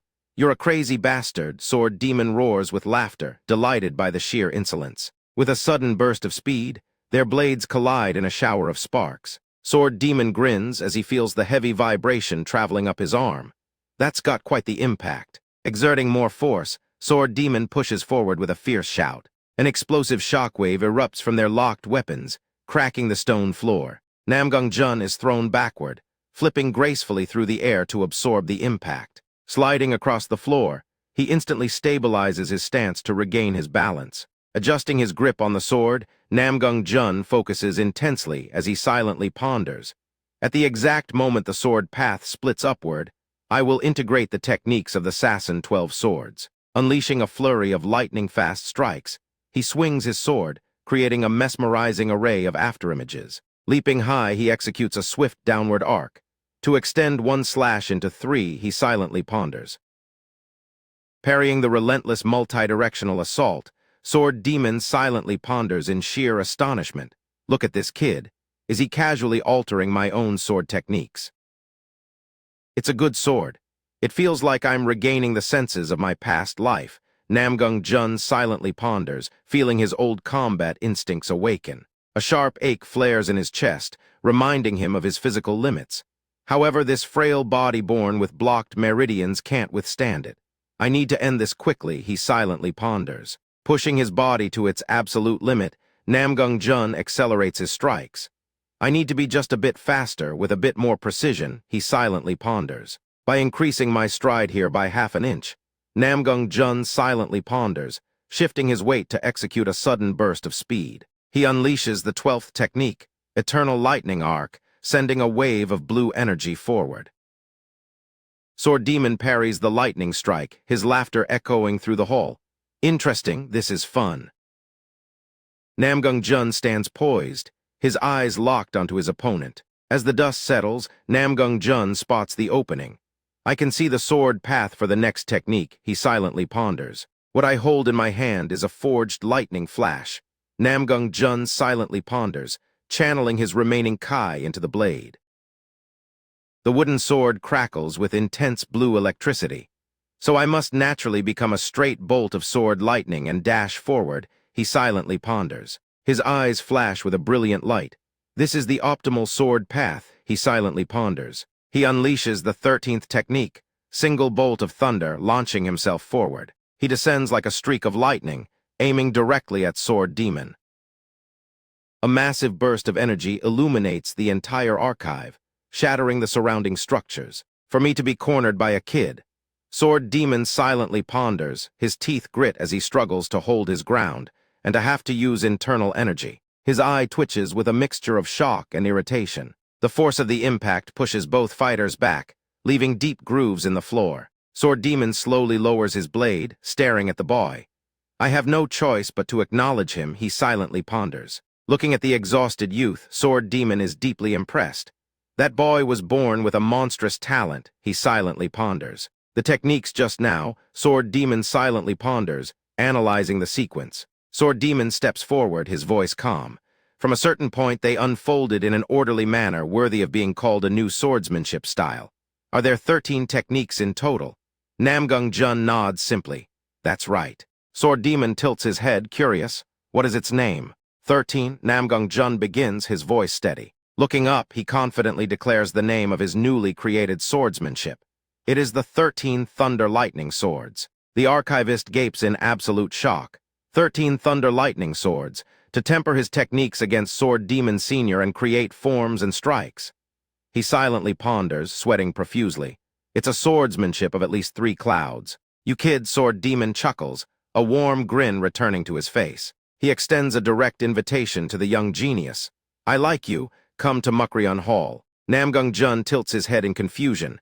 Mukrion Hall, he silently ponders. A sudden gust of wind rustles a white sleeve adorned with blue cloud patterns. Since when was Mukrion Hall a place that steals other people's disciples? Lee Siha demands, stepping into the ruined archive. Sword Demon smirks, completely unfazed by her arrival. I took a liking to that kid. Is there a problem? Lee Siha glares at him, her tone turning icy. He's my disciple, don't touch him. Disciple, why should I care? Sword Demon sneers as their massive martial auras erupt, shaking the room. Lee Siha grips her hilt, ready to draw. Do you want to fight so badly? Namgung Jun sighs, stepping between them to diffuse the tension. Both of you, please stop. I will go to Mukrion Hall. Namgung Jun declares calmly, walking past his stunned master. Carrying an unwavering, steadfast resolve, Namgung Jun walks away slowly, leaving the two of them standing in stunned silence as he silently ponders. I will go to Mukrion Hall. Cool afternoon air drifts across the stone balcony. I will go to Mukrion Hall, Namgung Jun declares calmly, looking at his master. Lee Siha gasps in surprise, what?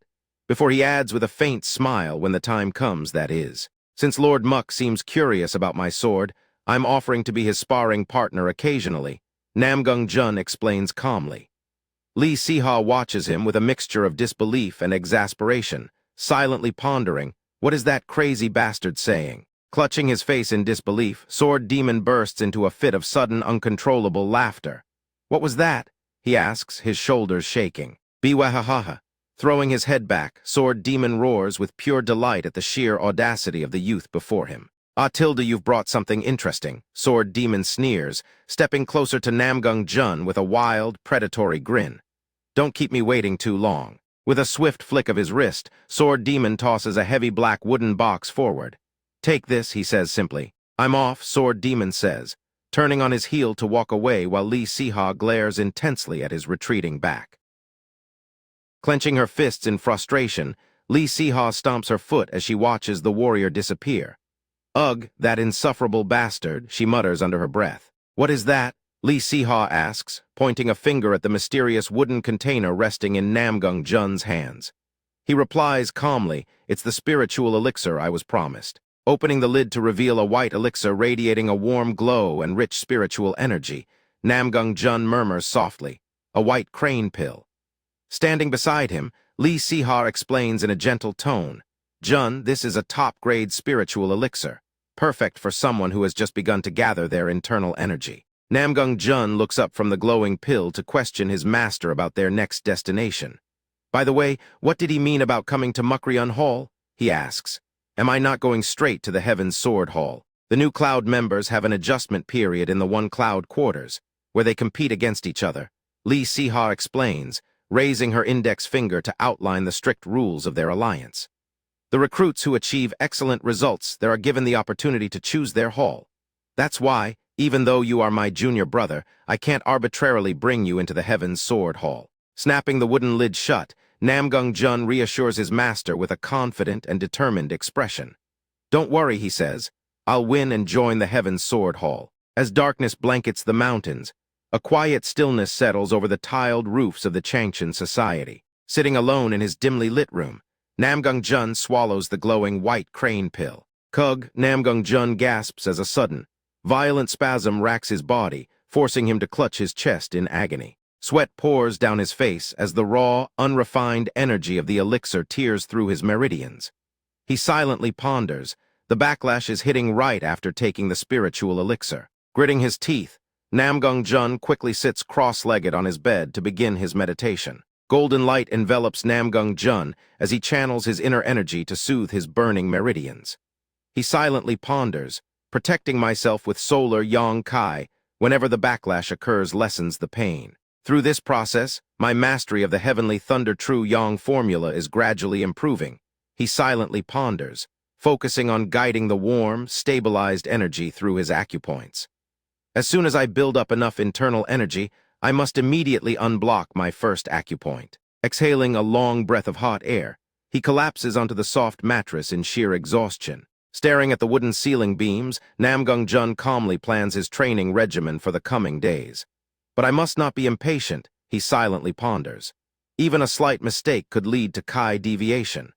I can't drastically change my body in a short period anyway, so starting tomorrow, I should build up my basic physical strength." Golden morning sunlight pierces through the drifting clouds, painting the mountain peaks in brilliant shades of amber. Inside the bustling training courtyard, a sweaty recruit in dark blue robes repeatedly strikes a wooden post. "There is quite a number of recruits in this batch," the young assistant says with a warm smile as they walk along the stone pathway. Yun Jeonjong replies, "Everyone worked hard running around to gather them. There are many promising talents as well," the assistant says, looking down at the active training grounds. Yun Jeonjong strokes his long white beard with satisfaction and notes, "It's good to see them all training so diligently." Who is that?" the young assistant asks, suddenly stopping in his tracks to point toward a quiet corner of the courtyard. A fierce young woman swings her blade with incredible speed, her movements fluid and precise. "Her name is Dan So-hai," the assistant explains, adding, "They say she has the talent to aim for a hall master position in the future." Still, compared to that guy from Shanxi, Beek Reichung, a brown-haired recruit whispers to his companion, watching Dan So-hai with a critical gaze. He sneers. She still seems a bit lacking. The companion turns his attention toward Namgung Jun, who is lifting heavy wooden buckets nearby. What about him?" he asks, to which the brown-haired recruit replies, "He's only working on basic physical conditioning instead of practicing swordsmanship. Can he really win like that?" The companion wonders, watching sweat drip down Namgung Jun's face as he continues his grueling physical training without pause. He mutters, "Not to mention, his body is so scrawny." Shaking his head, the brown-haired recruit snickers at Namgung Jun's seemingly futile efforts. "He should have mastered those basics before coming here," he laughs, adding, "when there's hardly enough time to practice swinging a sword. We won't know the winner until they actually compete," Yun Jeonjong says calmly, overhearing their conversation and silently observing Namgung Jun with a deeply contemplative expression. Turning to his assistant, Yun Jeonjong issues a direct order regarding the upcoming evaluation. "Since we have so many recruits, it would be best to conduct this placement test as a sparring tournament," he says, prompting the assistant to bow and reply, "I will prepare it accordingly." 3 days later, a massive sparring arena stands ready under the bright midday sun. "Is it starting now?" a recruit asks as excited whispers ripple through the crowded stands. Another wonders, "I wonder how many useful ones are here." Stepping onto the platform, the assistant unrolls a long scroll to address the crowd. The first sparring match will now begin. He announces, shouting, "Please take your places." The rapid beat of the signal drums echoes through the air, signaling the start of the match. Dan So-hai and Namgung Clan step forward. The assistant shouts as bright sunlight beats down on the stone arena. Dan So-hai enters the ring, confidently pointing her weapon forward. "I won't go easy on you just because you're young, so be prepared," she warns. Namgung Clan silently ponders him. "Young, before replying calmly, draw your sword, I'll wait." "There's no need to wait," Namgung Clan says, tilting his head to look at her with a completely calm and detached expression. Veins bulge on her forehead as she grits her teeth in absolute fury. "What?" she shouts, her face flushing red. "You arrogant brat." Dan So-hai screams, lunging forward with explosive speed to unleash a powerful downward slash.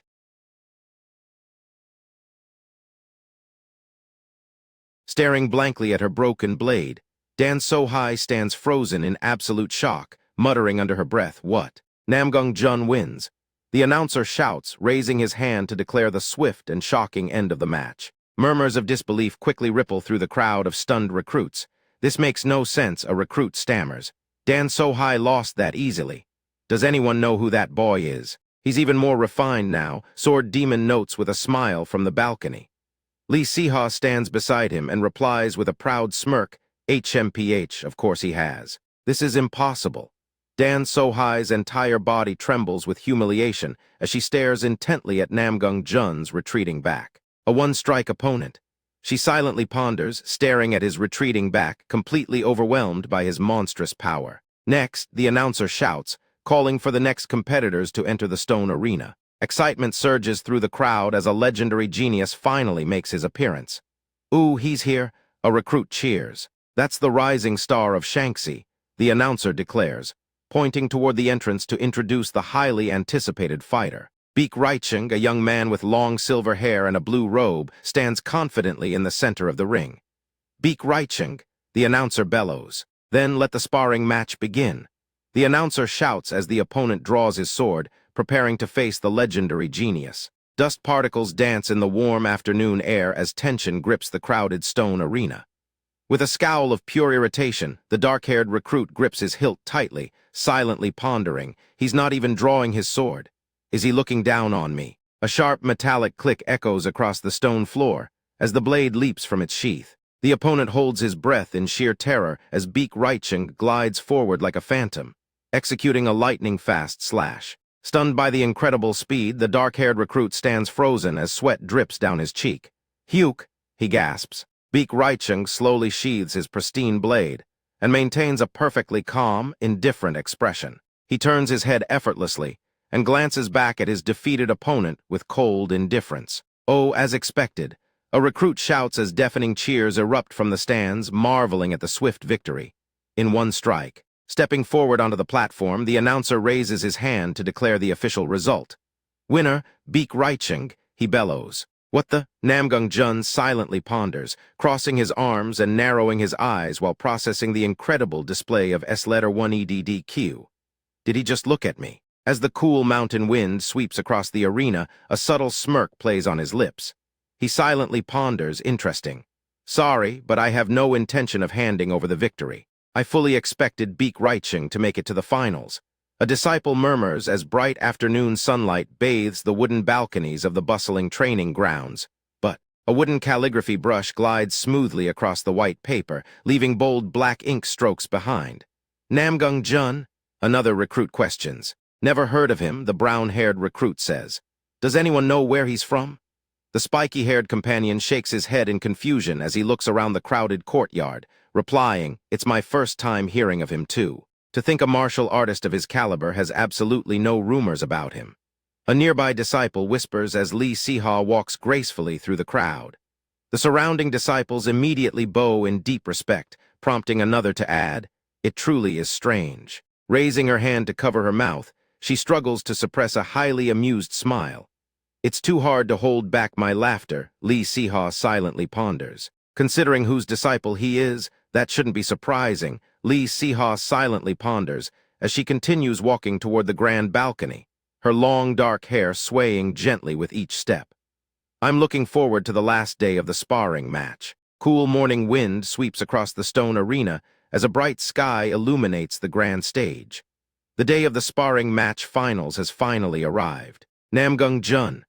Beak Reiching silently ponders as he stands quietly on the stone platform, narrowing his eyes to focus his mind. Namgung Jun stands opposite his opponent, his simple dark blue robes rustling in the gentle breeze, despite his frail appearance. Beak Reiching silently ponders. The swordsmanship he displayed was extraordinary. Beak Reiching silently ponders, shifting his weight slightly as his feet plant firmly on the cracked tiles of the arena. A frighteningly outstanding sword Kai, Beak Reiching silently ponders, recalling how a massive wave of sharp energy had erupted from the wooden sword during the previous match. The devastating strike had completely disarmed the opponent, sending the broken weapon spinning through the air. But I cannot lose, Beak Reiching silently ponders. For the sake, Beak Reiching silently ponders, remembering the tragic night when masked assassins ruthlessly slaughtered his family to protect his life, of avenging my family who sacrificed themselves to protect me. Beak Reiching silently ponders, clenching his fist tightly as he channels his deep resentment into a silent vow, I must win at all costs. A massive warrior steps onto the stone platform, his shadow looming over the two young finalists. Are you greenhorns ready? The warrior asks. I am the Iron Tower Hall Master, Dan Yungsi, the muscular adult male announces, wearing gray robes and sporting a short mustache. Since this is the finals, I have decided to act as the referee. May both of you spar honorably and without regret, Dan Yungsi says as the two young martial artists face each other in absolute silence, their gazes locking instantly. With a sudden downward sweep of his hand, Dan Yungsi signals the start of the match. Begin, the referee shouts. Beak Reiching slowly places his fingers on the carved silver hilt, preparing to draw his sword. I believe his specialty is the heavy sword, he silently ponders. Beak Reiching takes a resolute step forward, his foot strike cracking the stone floor beneath him. I won't even give him an opening to use it. Beak Reiching silently ponders, charging forward with blinding speed to end the duel in a single decisive strike. He unleashes a torrential downward slash that shears through the air directly toward Namgung Jun. Namgung Jun calmly tilts his head to let the razor-sharp blade glide harmlessly past his cheek. Flipping backward with effortless grace, he completely evades the relentless flurry of fast strikes. Staring in utter disbelief, Beak Reiching struggles to comprehend how his fastest techniques are being completely read. How's he dodging so easily? He silently ponders. He shifted his center of gravity. Beak Reiching silently ponders as Namgung Jun suddenly pivots on his heel to unleash the 13 Thunder Lightning Swords technique. It's not a heavy sword? Beak Reiching silently ponders as Namgung Jun channels his inner Kai, executing the first form.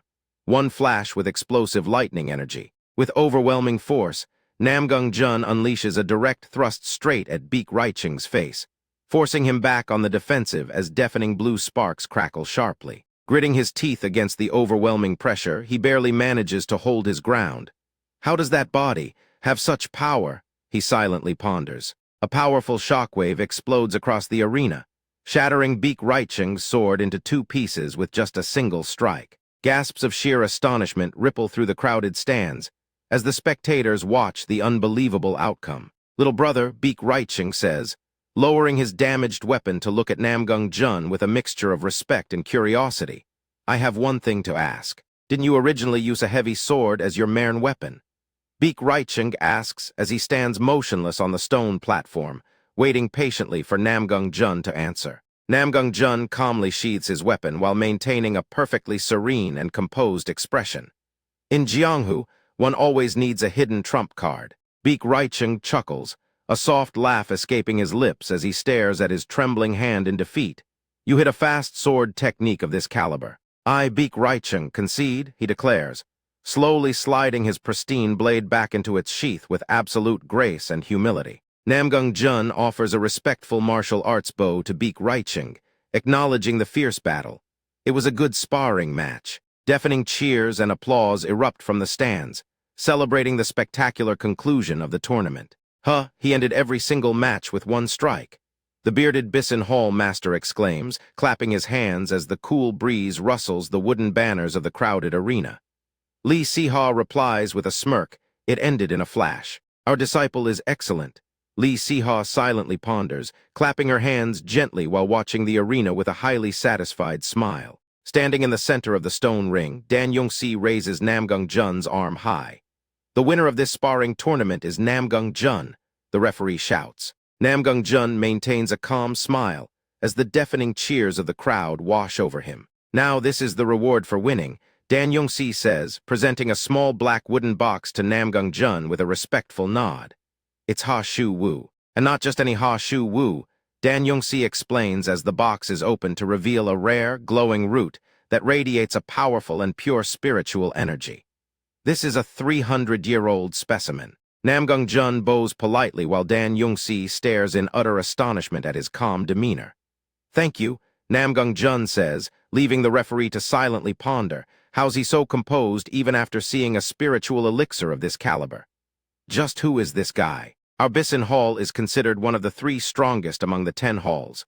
The Bisin Hall master says, leaning against the wooden railing and raising his voice to address the arena. If you're aiming for the position of Sword Lord one day, Bisin Hall master says, gesturing warmly to entice the young prodigy, there is no better place to start than with us. The legendary title represents the absolute pinnacle of authority within the entire alliance. Sword Lord, the head of the sword fragrance department that oversees the 10 halls of the Changchen society. To properly face the Sun-Moon demon cult, I would need to rise to a position like the Sword Lord. Namgung Jun silently ponders, knowing that reaching such a high rank is essential for his ultimate goal. Suddenly, a familiar voice rings out. What are you talking about?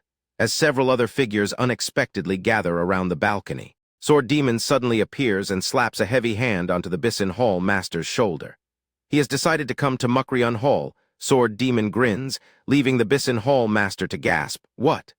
While Namgung Jun silently ponders, when did I ever? Seeing a pretty decent newcomer for the first time in a while is making my blood boil, Jangpa Hall master says, stepping forward confidently in his orange robes. If you come to our Jangpa Hall, I promise you my full support. He beats his chest confidently to show his sincerity to the victorious young warrior. What are you talking about? I'm telling you he decided to come to Mukrian Hall. Sword Demon roars as a loud argument erupts among the 3 powerful masters, shaking the wooden pavilion rafters. Jangpa Hall master replies, doesn't the newcomer look like it's his first time hearing this? While Bisin Hall master questions, have you even met him? Prompting Jangpa Hall master to snap, it's not up to you to decide in the first place, is it? They continue their childish bickering while Namgung Jun watches them with a completely blank expression. You people, we've even crossed swords before. Sword Demon yells, to which Bisin Hall master retorts, are there only 1 or 2 such people? I am grateful for all your offers. Namgung Jun says, speaking up to instantly draw the undivided attention of the 3 bickering masters. But I will go to the Heaven's Sword Hall, Namgung Jun declares, while Lee Siha sits triumphantly on her wooden chair, wearing a highly satisfied smirk. As the cool afternoon wind sweeps across the wooden balcony, the 3 hall masters stand in stunned silence. Lee Siha, did she pull some kind of trick behind our backs? Jangpa Hall master silently ponders as Lee Siha proudly declares, this child is my disciple. Sword Demon scowls and lets out a quiet sigh. TCH. Meanwhile, the Bisin Hall master murmurs, stroking his dark beard as he analyzes the young prodigy's hidden strength. No wonder, he whispers, the faint aura I sense from him is indeed the heavenly Thunder True Yang technique. One Cloud, Namgung Jun, wishes to join the Heaven's Sword Hall, he declares, stepping forward with absolute respect to perform a formal martial arts salute to his new master. Lee Siha smiles warmly and looks down at her disciple with immense pride in her eyes. Heaven's Sword Hall Master, Lee Siha, grants permission. Thick white clouds drift lazily around the majestic mountain peaks, shrouding the grand pavilion in a serene mist. And so I came here. Namgung Jun silently ponders, taking a deep breath to calm his racing thoughts while walking through the massive wooden gates. But what on earth is this? Namgung Jun silently ponders, suddenly stopping in his tracks as several hostile disciples block his path in the stone courtyard. One of the disciples steps forward, resting his hand firmly on the hilt of his sheathed sword. I've heard all about your skills, he says before asking, they say you have a talent for the fast sword. Let's see if you're a newcomer worthy of being welcomed. The cocky, brown-haired disciple in blue robes says, drawing his gleaming sword as the cool wind sweeps the courtyard.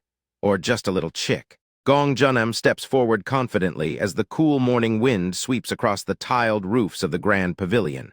I've heard all about your skills, he sneers, his hand resting on his hilt. They say you have a talent for the fast sword. Drawing his gleaming sword, the brown-haired young man with a ponytail sneers at his opponent. Let's see if you're a newcomer worthy of being welcomed, or just a little chick. Is that so? Namgung Jun asks calmly, maintaining a serene smile, completely unfazed by the hostile provocation before him. A swordsman speaks through his sword. With a smooth motion, Namgung Jun places his hand on his hilt and prepares to draw. Very well. Namgung Jun fully unsheathes his blade, pointing it toward the ground with absolute confidence. Draw your sword and step forward, he commands, his gaze locking onto his opponent. His deep, dark eyes intently observe his opponent, analyzing even the smallest opening with razor-sharp focus. Charging forward with sudden speed, the brown-haired disciple unleashes a swift strike at Namgung Jun. The challenger swings his weapon downward, his blade cutting through the air with immense force. Namgung Jun shifts his weight effortlessly, his feet gliding across the stone tiles to evade. Executing a series of fluid movements, Namgung Jun easily deflects the relentless flurry of attacks. The challenger gasps in utter disbelief as his opponent effortlessly matches his rapid movements. Infinite step. To think a newcomer has already learned the infinite step. Gong Junam silently ponders in shock as Namgung Jun leaps high into the air, delivering a powerful downward strike that clashes loudly. Li Siha watches the intense duel from a high rooftop, her long dark hair swaying gently. Li Siha smiles warmly, highly pleased by her disciple's exceptional performance in his initiation. The Heaven Sword Hall's initiation ceremony is to surround the newcomer and suppress them with momentum. She silently ponders, watching the clash below. To draw his sword right away without being overwhelmed by that energy. To think he's exchanging blows with Gong Junam, one spectating disciple mutters with wide eyes, completely stunned by the boy's speed. The other replies, he isn't losing in speed either. Moving like a phantom, Namgung Jun begins to overwhelm Gong Junam with incredible velocity. It's not just that he isn't losing. Gong Junam grits his teeth, desperately trying to block the relentless torrent of incoming strikes. He's pushing faster and faster, and starting to outpace me.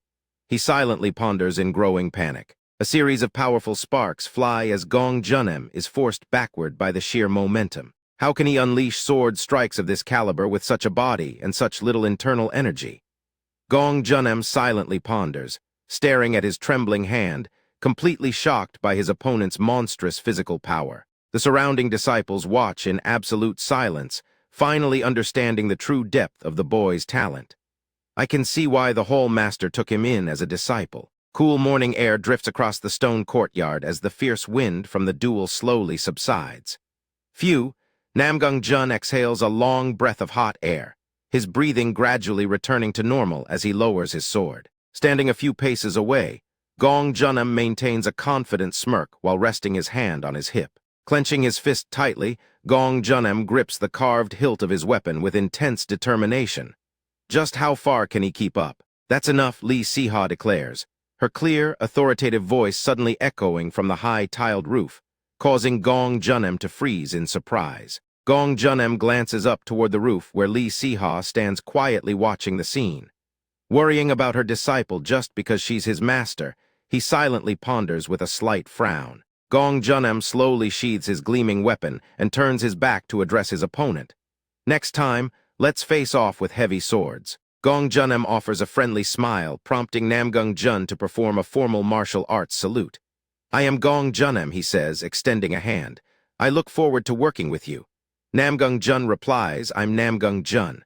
I look forward to learning from you, senior. Loud chatter and excited murmurs quickly echo across the grand pavilion as other disciples begin to gather. I heard you won the sparring match by defeating everyone in a single strike. A disciple asks as several others crowd around Namgung Jun with curiosity and genuine admiration.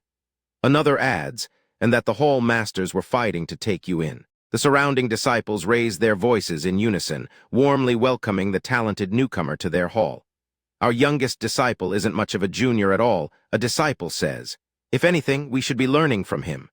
The crowd shouts, "Welcome to the Heaven's Sword Hall." Dark night blankets the majestic mountain peaks, and a crescent moon shines brightly in the starry sky. Inside his dimly lit room, Namgung Jun sits cross-legged on the cold floor, clutching his chest. The seizures are getting stronger. The momentum of the cold yin kai has gotten stronger than before. Namgung Jun silently ponders, sweat dripping down his face as he desperately struggles to endure the agonizing pain. Swirling blue energy envelops Namgung Jun, freezing the air around him as the cold kai rages. The only way is to use the lightning kai of the heavenly thunder true yang technique. To hold out until the seizure subsides, he silently ponders, gritting his teeth. A sudden footstep breaks the heavy silence as a shadow glides swiftly into the dark room. Warm golden hands press firmly against Namgung Jun's back, instantly sending a soothing wave of heat. "Master." Lee Si-ha closes her eyes, focusing her mind to channel her pure internal energy into him. Radiant golden light floods the quiet room, completely suppressing the freezing cold yin kai. Namgung Jun slowly exhales a long breath, feeling the intense pain in his chest completely vanish. "Thanks to you, I got through the seizure easily," he says, looking up. Lee Si-ha replies, "I could feel your kai wavering even from a distance. That was a close call." Sinking back onto the floor, Namgung Jun stares at the wooden floorboards with a contemplative expression. "I'll need to increase my mastery of the heavenly thunder true yang technique as quickly as possible. Right, the 9 yin blocked meridians will grow stronger very rapidly," Lee Si-ha explains, sitting cross-legged on the wooden floorboards and looking seriously at Namgung Jun. He replies, that being said. Turning his head slightly, Namgung Jun looks back at Lee Si-ha with a resolute expression. "Please help me consume the Ha Shu Wu." Lee Si-ha silently mutters, staring in quiet surprise as she processes the sudden request from Namgung Jun. A warm, confident smile appears on her face as she readily agrees to assist him. "All right, just trust me," Lee Si-ha says cheerfully, her eyes shining. "Let's start right now." Without any hesitation, Namgung Jun brings the rare spiritual root to his mouth and bites it. Chewing the dense root, Namgung Jun carefully gauges the quality of the ancient herbal medicine. A 300-year-old Ha Shu Wu indeed. It might not be a top-grade spiritual elixir, but it will be a huge help in building up my internal energy right now. Namgung Jun silently ponders, gulping down the thick liquid as he feels the warm energy begin to pool in his throat. Lee Si-ha sits directly behind Namgung Jun and gently places both of her hands on his shoulders. "I must absorb as much of this spiritual elixir's energy as possible." Namgung Jun silently ponders before adding aloud, "I'm ready now." Closing his eyes, Namgung Jun prepares to guide the newly acquired power through his blocked pathways. "By circulating my internal energy according to the heavenly thunder true yang technique, I will prevent the Ha Shu Wu's energy from scattering throughout my meridians." Golden light suddenly erupts from his body as Lee Si-ha begins to inject her pure kai. The glowing energy pathways light up across his back, perfectly absorbing the warm spiritual essence. Thanks to Jun's skillful manipulation of internal energy, the Ha Shu Wu's energy is permeating perfectly into the heavenly thunder true yang technique. Lee Si-ha silently ponders in awe. He's handling his kai like a veteran master who has cultivated for decades. "What is this?" Lee Si-ha silently ponders as swirling flames of golden energy crackle wildly in the air, illuminating the entire dark chamber. "This can't be. Don't tell me." Rings of brilliant light expand outward from Namgung Jun as he successfully refines the massive energy. He absorbed all of the Ha Shu Wu's energy. I've never heard of anyone absorbing all of a spiritual elixir's energy. Lee Si-ha silently ponders, gasps of pure disbelief escaping her lips while she watches his unprecedented rate of absorption. Blue lightning crackles sharply around his glowing eyes, signaling a breakthrough in his internal cultivation. Even if he was born with the 9 yin blocked meridians, Lee Si-ha silently ponders, to think he possessed this letter 1ED3 of talent. Standing up together, Lee Si-ha and Namgung Jun face each other as the brilliant light fades. "Amazing. At this rate, you could take the promotion examination immediately," Lee Si-ha says. Namgung Jun replies, "It is all thanks to you, Master. I will devote myself even further." "I'll be going now," Lee Si-ha says, smiling warmly as she turns toward the sliding door to leave him to his rest. "Get some rest." Cool morning wind rustles through a dense bamboo forest. Lee Si-ha walks along the path. Walking with steady, rhythmic steps, She reflects deeply on the incredible display of martial talent, that energy meditation just now, and the martial principles that surfaced in my mind. Lee Siha silently ponders, stepping firmly onto the dry earth as she realizes the profound implications of his rapid growth. Lee Siha leaps gracefully through the rustling bamboo stalks, her heart racing with sudden excitement. I think I can break through the bottleneck of the heavenly Thunder True Yang technique. She silently ponders, her eyes wide. A bright smile illuminates her face as she continues her swift journey through the forest. It's all thanks to Jun. The next day, the narration states as golden morning light bathes the tiled roofs of the training grounds, while gentle clouds drift across the sky. Gong Junam, clad in dark blue robes, leaps into the air, demonstrating a series of lightning-fast strikes. Landing smoothly on the stone floor, he looks sternly at the gathered disciples, raising his wooden sword as he explains, "This sword technique is called the Saoyin sword art." He then adds, "You will not be permitted to participate in missions until you have mastered at least the 5th Levi letter 183. Pay close attention to this sequence of movements while practicing."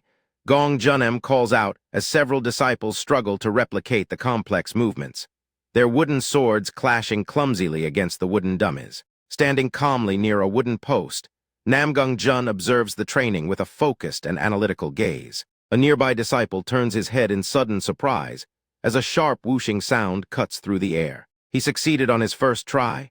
A disciple gasps as Namgung Jun executes the complex sword form flawlessly, his blade slicing cleanly through the wooden target. Whispers of disbelief ripple through the crowd as the disciples watch Namgung Jun in utter amazement. He mastered a technique he saw for the first time in one try? That's impossible, a disciple exclaims.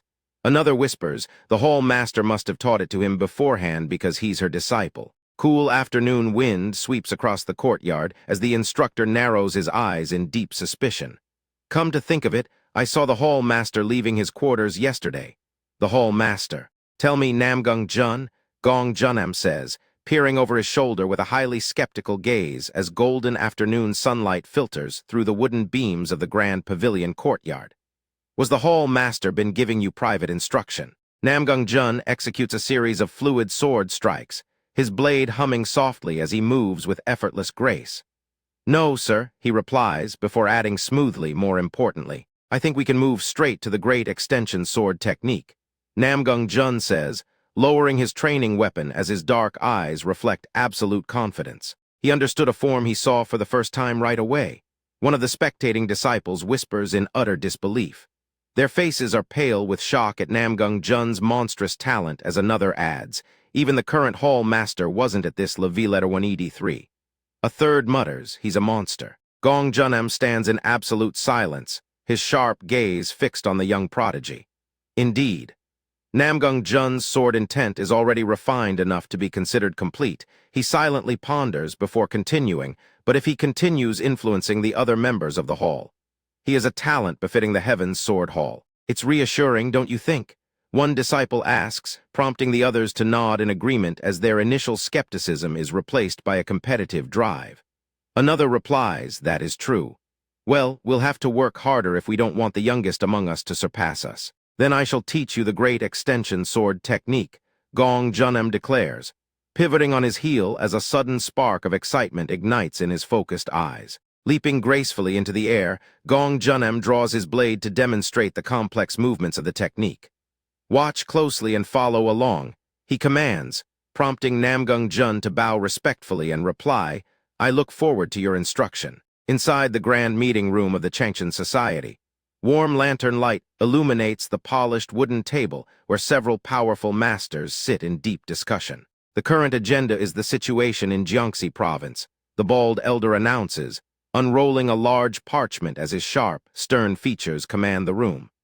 The unorthodox factions have repeatedly gathered and dispersed, but recent intelligence suggests the Iron War Camp is pulling the strings. Armed intervention might be necessary, the bald elder warns, gesturing with his scroll. The young master with wild, spiky crimson hair listens intently before replying, if necessary, I shall go. The bald elder shifts his focus toward the other end of the table, raising his voice slightly to address the next topic. Lastly, the matter of one cloud of the Heavens Sword Hall, he says, before clarifying, specifically, whether Namgung Jun should be permitted to enter Jiangxi. Bringing Jun back from the evil clutches of the Sun-Moon demon cult was good. Li Siha silently ponders, remaining quiet as her beautiful eyes fill with deep concern. But sending him back out is a different matter altogether. Wasn't he the boy with 9 yin blocked meridians? A middle-aged master with a thin goatee asks, gesturing toward the others as he seeks confirmation from the group. A muscular master with a broad face slams his hand down in frustration, his voice rising in anger. Isn't the answer already decided? He demands, before shouting, wasn't the entire reason we dispatched the Heaven's Sword Hall Master to keep him from falling into the hands of the Sun-Moon demon cult? And now you wish to send him into Jianghu? The muscular master continues, his passionate argument echoing loudly throughout the high-ceilinged meeting chamber. Furthermore, he has already learned the Heavenly Thunder True Yang technique. The Sun-Moon demon cult would be truly grateful if they found out. Heaven's Sword Hall Master, a calm voice calls out as a wrinkled hand taps a teacup firmly against the table, instantly silencing the heated debate and drawing Li Siha's immediate attention. Yun Jiongjong rests his chin on his interlocked fingers, his ancient eyes locking onto her. What do you think? The wise elder asks, waiting patiently for her response. I do not see Namgung Jun as someone who needs to be protected, Li Siha declares firmly, looking back at the elders with absolute conviction. Those who do not take responsibility for their martial arts have no right to hold a sword, she says, recalling the fierce determination in Namgung Jun's eyes when he first held a weapon. As the memory of their first encounter flashes by, 2 wooden swords clash with explosive force. Those were the words he said the first time I saw him, Li Siha says, to uphold his sense of chivalry. Li Siha says, her voice echoing over the memory of the intense duel, and to nurture a talent capable of becoming our society's divine sword. I believe we should send him out into the light, Li Siha says, as Namgung Jun grips his weapon firmly, his determined gaze fixed forward. Li Siha slams her hand onto the wooden table, glaring fiercely at the gathered hall masters. Do you fools only see the possibility of that kid falling to the Sun-Moon demon cult? She asks, before adding he possesses 9 yin blocked meridians and is a sword genius. Has there ever been anyone with such talent and strength? The sword demon asks, crossing his arms as he leans back in his intricately carved chair. He sneers, at least no one in this room has it. You are always complaining about being short-handed, the sword demon says, turning his head to address the other elders with a sharp edge to his voice. He continues, but now that a divine sword has emerged, you are all trembling in fear of getting cut. The bald elder nods slowly, his stern face softening slightly as he acknowledges the boy's potential. He has an astonishing aptitude for creating martial arts, he says. If that junior gains experience and grows, he will become a great strength to our society's forces, the bald elder says, while the other masters listen quietly as the warm lantern light flickers against the dark wooden walls. It is indeed difficult to find such talent at his age. I did think he was no ordinary person, Yun Jiongjong says, interlocking his fingers as he slowly speaks to deliver his final decision. Then, we shall provisionally grant him permission to enter Jiangxi. Yun Jiongjong looks at Li Siha, his expression serious as he sets a strict condition. However, missions involving the Sun-Moon demon cult will remain off-limits, he declares. That sounds good, the goatee master agrees, prompting the other elders to nod in approval. The muscular master replies, let us do that, while the sword demon mutters, do as you please. Li Siha smiles warmly, highly relieved that her beloved disciple has been granted his freedom. Young hero, for the time being, you will primarily be operating on missions in Anhui province. Li Siha's voice echoes as a salty sea breeze sweeps across a bustling harbor where wooden ships sway gently. Are you familiar with the details of the mission? Standing on a rocky cliff overlooking the harbor, Namgung Jun looks out at the vast sea. Yes, I am to investigate the unorthodox group in Dongling, the Bagong sect, he replies. I would have been fine on my own. Namgung Jun silently ponders, looking back at the memory of his departure. And yet, she sent an annoying. Since it's your first mission, go together with Heo Il here, Li Siha says, gesturing toward a cheerful young man with spiky silver hair. Heo Il smiles and adds, I am called Heo Il. Performing a respectful martial arts salute, Namgung Jun accepts his new companion with a calm nod. I look forward to working with you, he says, before asking, by the way, what is that gourd? Is it alcohol by any chance? Namgung Jun asks, as Heo-il smiles warmly under his woven bamboo hat, gently patting the brown wooden container. Ah, it is alcohol, but I don't drink constantly, so pay it no mind. Heo-il laughs as the cool sea breeze rustles their robes. I only need it when I hold a sword. Namgung Jun mutters, that makes me even more concerned. Gentle ocean breezes sweep across the dusty coastal road as Heo-il adjusts his woven bamboo hat with a cheerful grin. Now, let's head to the marketplace first and see what rumors are circulating, he says. Pull it up. A thug barks a loud command as dark sea waves lap against the side of the wooden ship. Cough, cough, a man trapped inside a cage submerged in the sea wheezes. He trembles and coughs violently as the dripping rope cage is pulled up from the water. Standing on the wooden deck, the scarred, bearded thug leader in orange robes looks down at him with a contemptuous sneer. He asks coldly, "Are you ready to talk now? Either pay back the money, or hand over your daughter." The cruel leader chuckles softly, his dark eyes gleaming with malice as he issues his ultimatum. You have to do one of the two. How could a father hand over his own daughter? The old man chokes back tears, seawater mixing with the tears on his face as he desperately clutches the rough ropes. He pleads, "Please, just give me a little more time." Glaring down with absolute coldness, the ruthless leader immediately orders his subordinates to resume the torture. "Put him back in," he commands. Please spare me." The victim shrieks as the heavy rope cage plunges back into the cold water, cutting off his frantic screams. "Spare. Stop," a cold voice echoes from the pier entrance, where Namgung Jun stands calmly with his hand resting on his hilt. Turning his head with a deep scowl, the scarred leader glares at the uninvited intruder. "Who are you?" he asks. "Tilda, what's this? The Chanchan Society." The scarred leader sneers, noticing the cloud emblem embroidered on the newcomer's light blue sleeve. "Is a mere one cloud giving me orders right now?" the leader asks, stepping forward arrogantly as he gestures dismissively at Namgung Jun's low rank.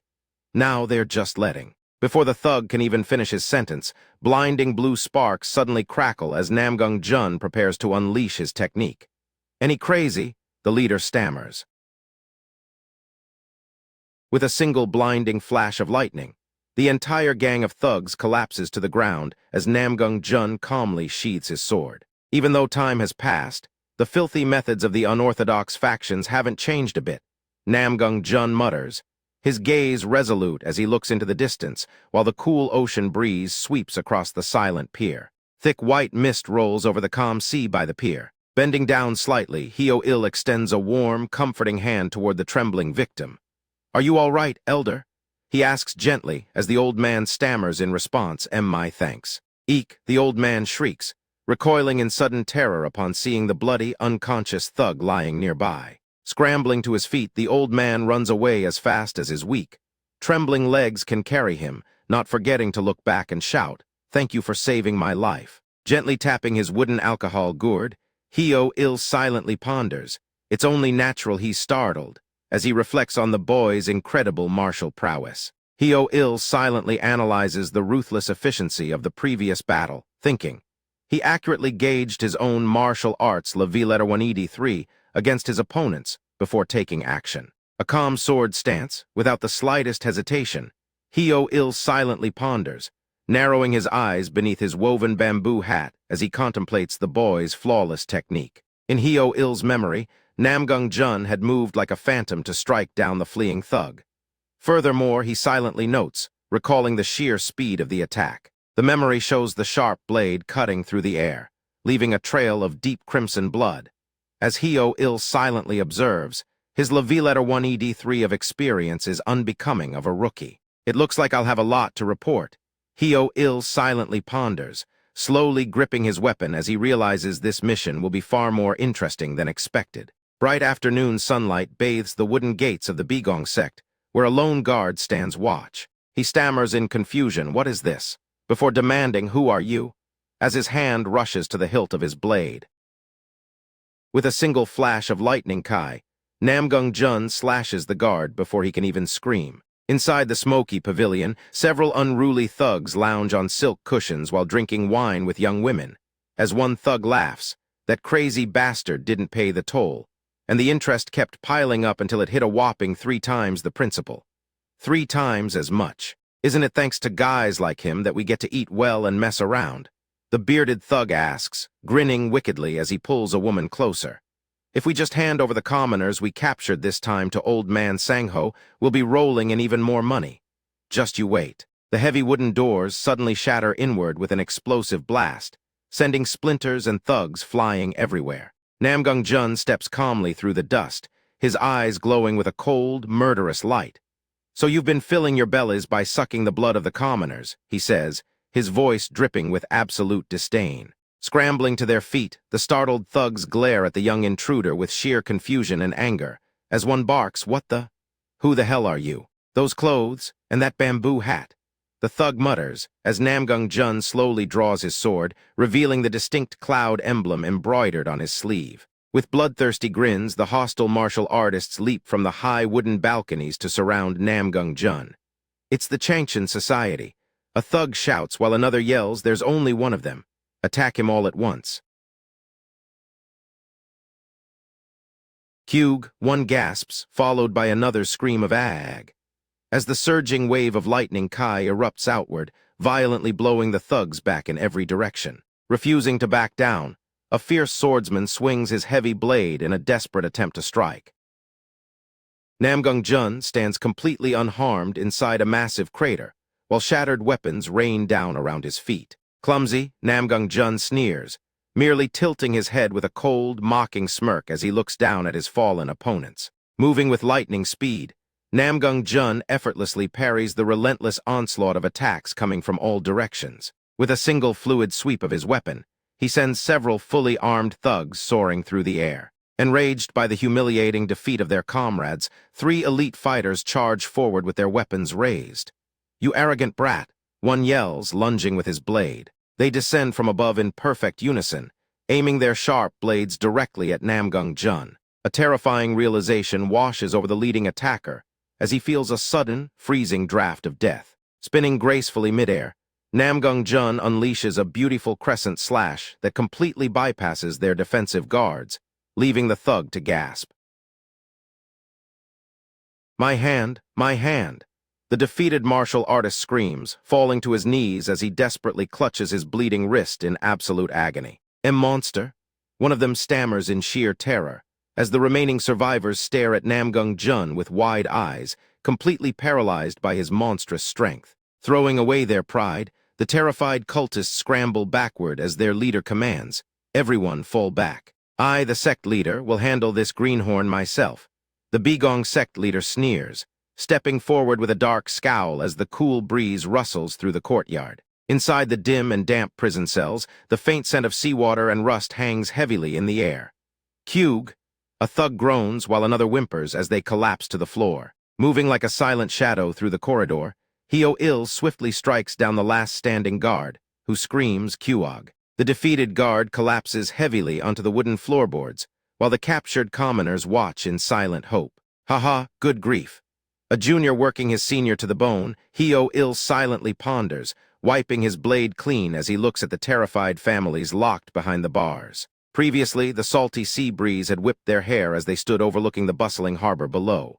"I heard that you specialize in tracking arts," Senior Hyo, Namgung Jun says, looking back.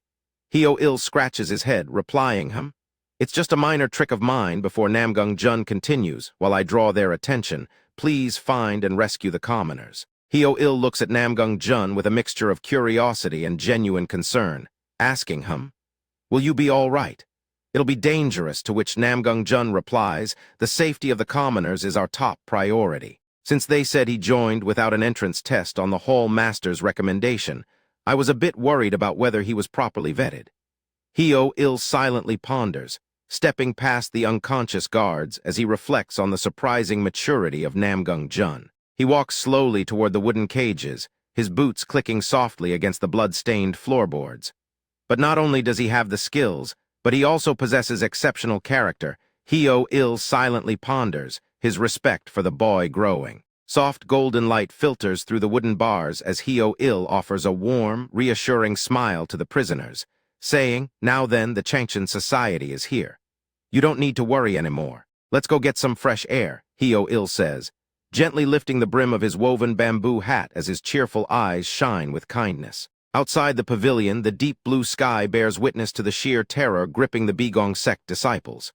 "In no way," one of them stammers, as another adds in a trembling voice, "our sect leader." The old leader desperately swings his sword, but Namgung Jun effortlessly parries every single strike with ease, leaving the watching thug to scream. Is being pushed back. How does a mere brat possess such sword kai? The Begong sect leader silently ponders, sweating profusely as he struggles to withstand the overwhelming pressure of Namgung Jun's martial aura, groaning, "Cuke." A terrifying demonic illusion erupts behind Namgung Jun, engulfing the entire courtyard in a suffocating, murderous pressure.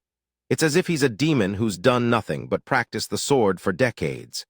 The sect leader silently ponders in sheer terror. Backing away in sheer desperation, the old leader screams at the top of his lungs to threaten his opponent, shouting, "You must be doing this for the commoners captured by our sect.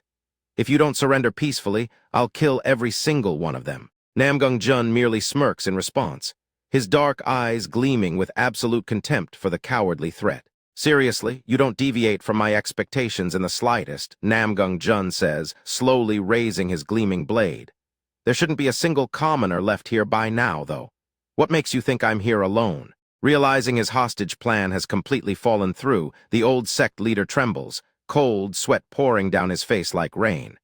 He hurriedly raises both hands to plead, "Wait, young hero, please hear me out." Without showing a single shred of mercy, Namgung Jun leaps high into the air to deliver the final strike. While the cool afternoon breeze carries the scent of blood, a devastating slash tears through the courtyard, leaving the Begong sect leader to groan, "Cug." Moving like a phantom, Namgung Jun instantly positions himself directly behind his severely wounded opponent. "No, bastard!"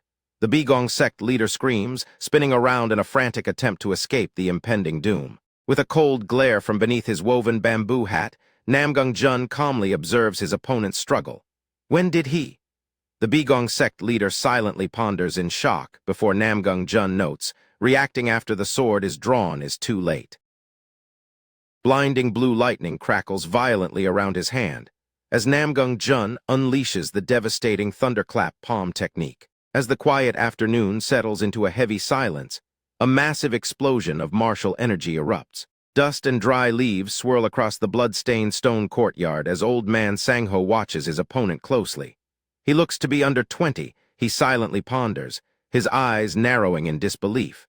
Yet he blocked this old man's twin palm strike. Namgung Jun remains completely silent, his cold gaze fixed on his trembling opponent.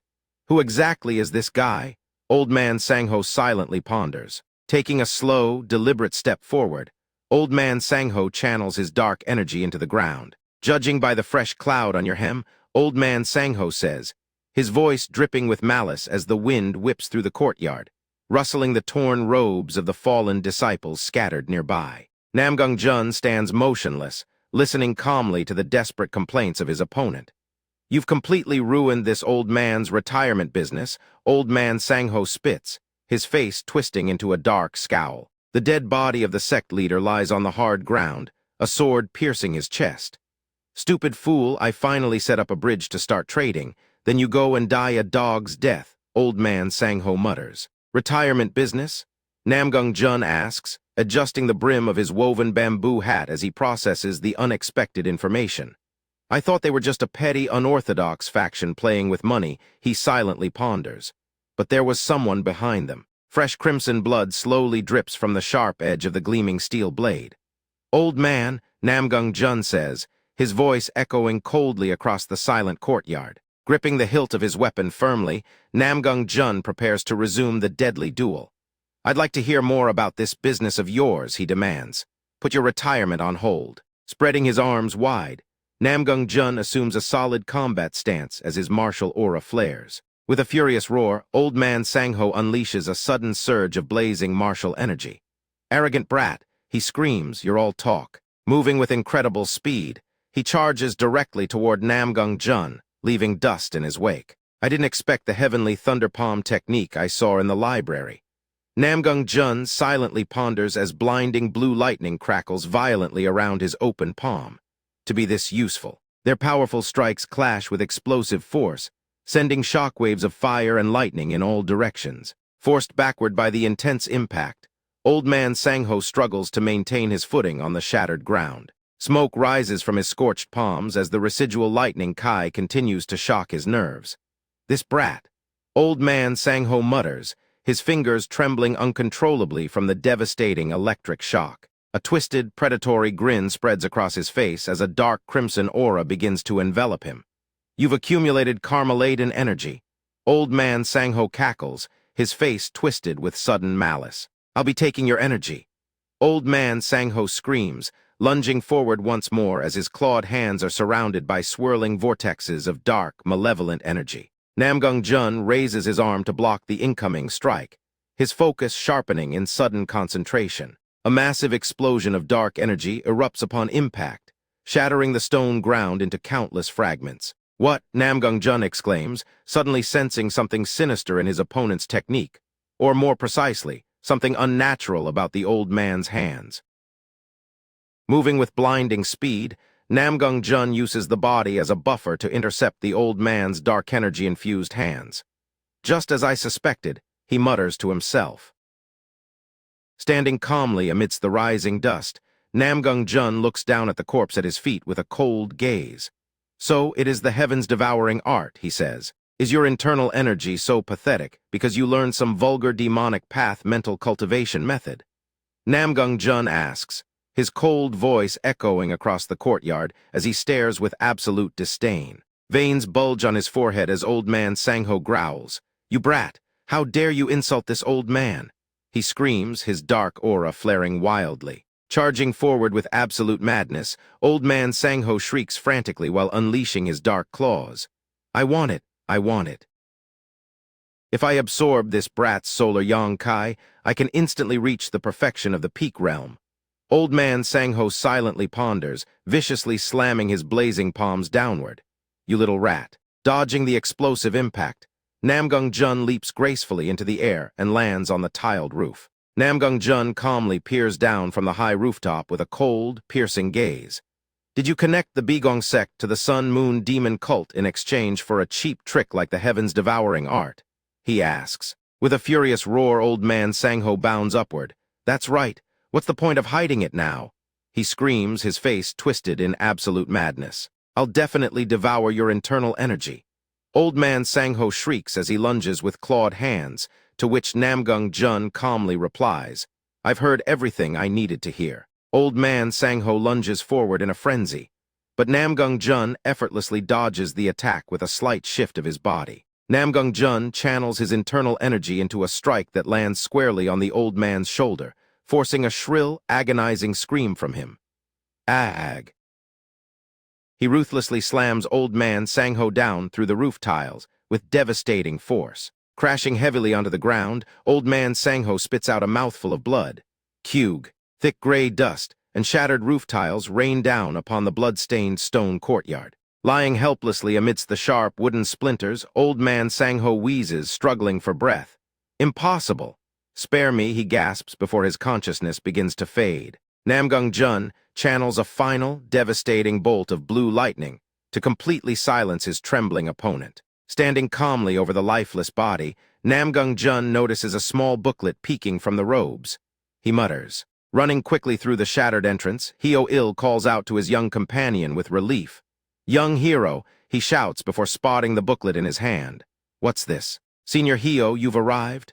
Namgung Jun asks, turning around slowly while holding the mysterious booklet firmly in his blood-stained hand. Is it done already? I hurried over here as fast as I could, Heo-il sighs before grinning. You made quite a mess. Heo-il steps closer and inspects the pale face of the deceased. Isn't this Old Man Sangho? He gasps. Do you know him? Namgung Jun asks, prompting Heo-il to reply. He's a demonic path scumbag leeching off the Sun-Moon demon cult. Namgung Jun nods silently, processing the shocking connection between the local sect and the dark cult. I see, he says. Has there ever been a rookie who's achieved this much on their first mission? Heo-il silently ponders, observing Namgung Jun with deep respect as he marvels at his incredible combat achievements. Extending his hand, Namgung Jun passes the blood-stained booklet over to Heo-il. I found this in his robes, he says. Opening the worn cover carefully, Heo-il flips through the pages with a rapidly darkening expression. Is this a ledger? He asks. Could it be? Heo-il silently ponders, a sudden wave of horror washing over him as he reads the names written inside. Previously, a young boy with short brown hair and a simple gray tunic had approached Heo-il. "Mister, I can't find my sister," the boy cries. "Your sister?" Heo-il replies before silently pondering it's big brother, not mister. A young female victim with dark brown hair tied up in a bun steps forward to explain. "Before the great hero arrived, they picked a few children from the prison and took them away," she says. "I don't know where they went, but please find those children too. Please," the weeping boy begs, clutching the edge of Heo-il's light blue robe as he fears for his sibling's safety. "I beg you." Returning to the present, Heo-il closes the booklet with a grim and resolute nod of determination. "It looks like a ledger for selling children to the Sun-Moon demon cult," he says. "We must track these bastards down." "Let's go at once," Namgung Clan replies. Stopping his eager companion with a raised hand, Heo-il delivers an unexpected and disappointing command. "No, your mission ends here, young hero," he says. "I will request for backup from the society, so you should head back." "What are you talking about?" Namgung Clan asks. "For any missions related to the Sun-Moon demon cult." Heo-il says, recalling the strict orders as he remembers the grand elders of the Changchen Society gathering to discuss the young prodigy's strict limitations. "I've received strict orders to exclude you, young hero." Turning his back on Namgung Clan, Heo-il prepares to venture alone into the perilous path ahead. He speaks with finality, therefore, "You should turn back now." Clenching his fist in sudden frustration, Namgung Clan feels a familiar anger rising deep within his chest. "The Sun-Moon demon cult," he silently ponders. "They're holding me back until the very end." Namgung Clan silently ponders, staring ahead with cold determination as golden rays of the setting sun pierce through the clouds, casting long shadows across the quiet courtyard. "It's too dangerous for a rookie to step up," Heo-il says, walking away with slow, deliberate steps. "Go back now." Namgung Clan lowers his head, staring at the ground as he processes his senior's cold rejection. "I, young hero," Heo-il calls out without stopping. Namgung Clan stands his ground, refusing to back down. "I'm no ordinary rookie, am I? What I told you wasn't a suggestion," Heo-il warns, his expression turning unusually serious beneath his hat. "Step back." Taking a firm, resolute step forward, Namgung Clan says in a low voice, "If we turn a blind eye simply because of their strength and look away because of the circumstances." Namgung Clan clenches his fist, his voice rising to challenge his senior's logic. "How can you tell me to turn back when I've already drawn my sword? Can you truly call that chivalry?" Stunned by the fierce declaration, Heo-il pauses and slowly opens his eyes. "What an amusing junior," Heo-il chuckles, walking alongside his stubborn companion.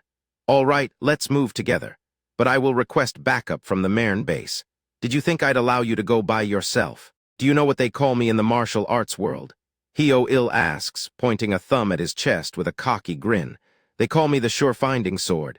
It means that once I begin to track, I never lose the trail." Moving like twin shadows, the two martial artists display their superior Lightfoot techniques, leaping fluidly through the dense forest canopy. With speed as swift as lightning, the two descend rapidly past the towering ancient trees. Watching his senior's every move, Namgung Clan is struck with awe at the flawless execution of his tracking technique. "This tracking art is a realm I simply cannot hope to mimic," he thinks to himself.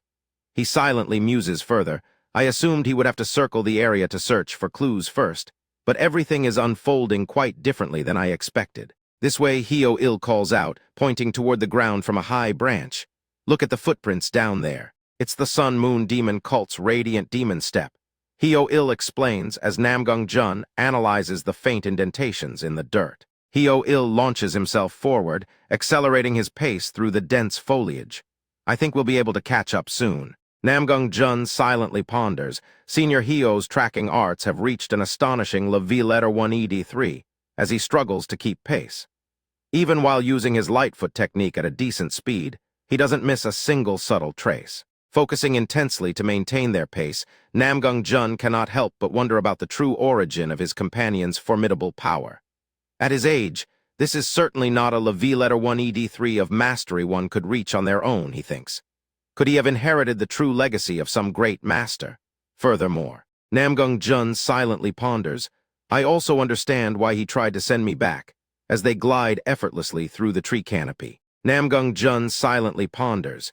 Even though I joined the Changchen Society, ate well, and built my fundamentals, as he pushes his body to its absolute limit. My stamina is still far too lacking. Just trying to keep up with him is pushing me to my limit, Namgung Jun thinks.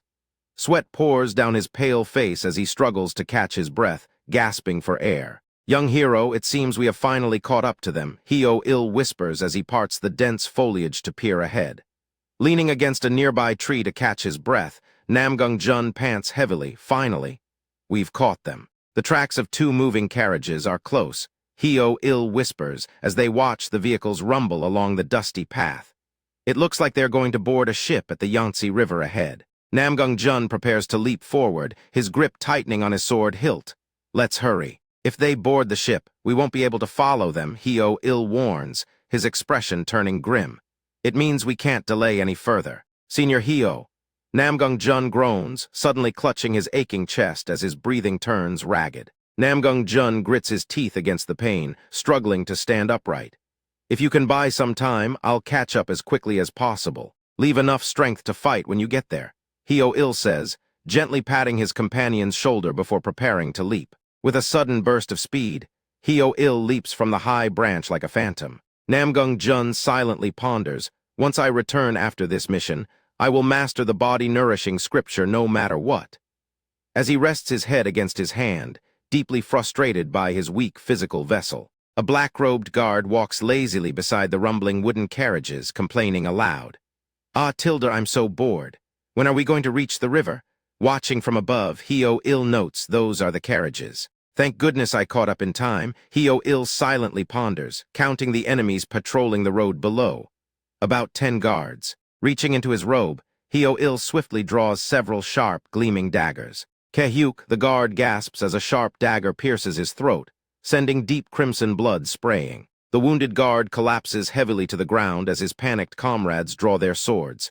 Enemy attack. Protect the carriages. They're using hidden weapons. Everyone be on guard. Moving with fluid grace, Heo-il unleashes another deadly volley of flying daggers from above. Kehyuk, the falling guard, screams as another guard is struck down instantly. Why aren't they approaching? Why only throw hidden weapons? The guard leader mutters, sweating profusely as he analyzes the situation. Could it be? The guard leader barks orders, realizing the distraction tactic. There's only one enemy. The cargo is our top priority. Keep your guard up and move the carriages. Damn it, Heo-il mutters, scowling as his clever plan is quickly exposed. They caught on quickly. Can't be helped.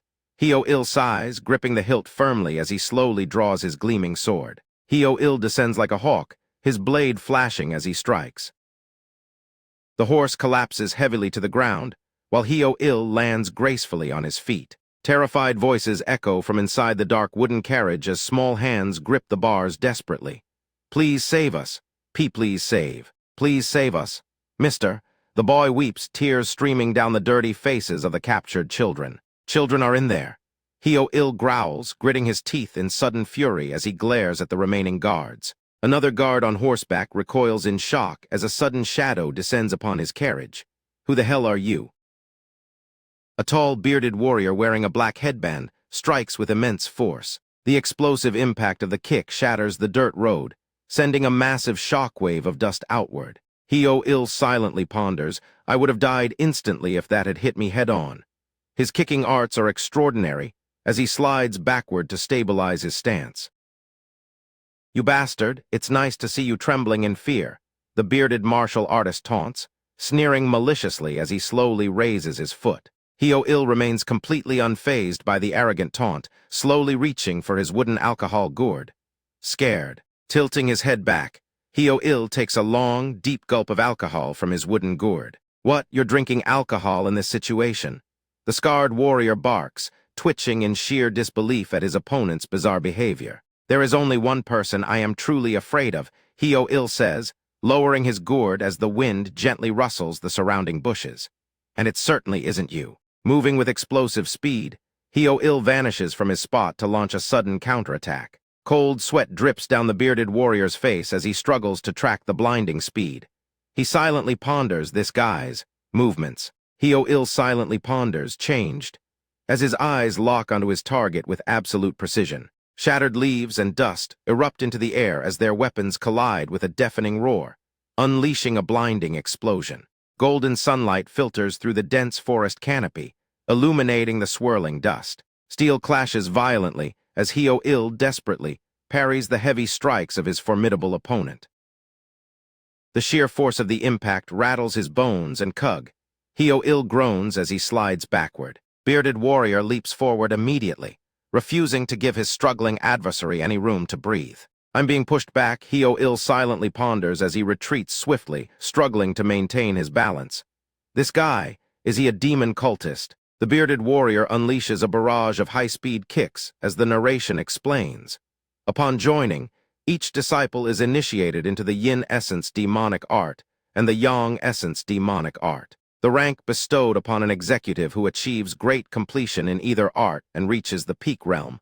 The narration continues as he drives his heel downward, is that of a Myeon-jayo officer. You dodge quite well, scurrying around like a rat. Bearded Warrior sneers maliciously while launching another powerful kick. A heavy boot slams onto the gleaming steel blade, pinning it firmly to the ground. To face a Myeon-jayo officer, one must be at least a 3 clouds. It is far too dangerous to let him face Namgung Clan like this. Heo-il silently ponders, his grip tightening on his weapon as he realizes the true gravity of the threat. An opening, Heo-il silently ponders, preparing to launch a desperate counteroffensive. I have to do something.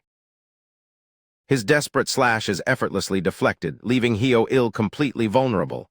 Damn it! He blocked it, he silently laments. What a pity, Bearded Warrior sneers, a cruel smile playing on his scarred face as he raises his fist. Was that a feint? The Bearded Warrior asks.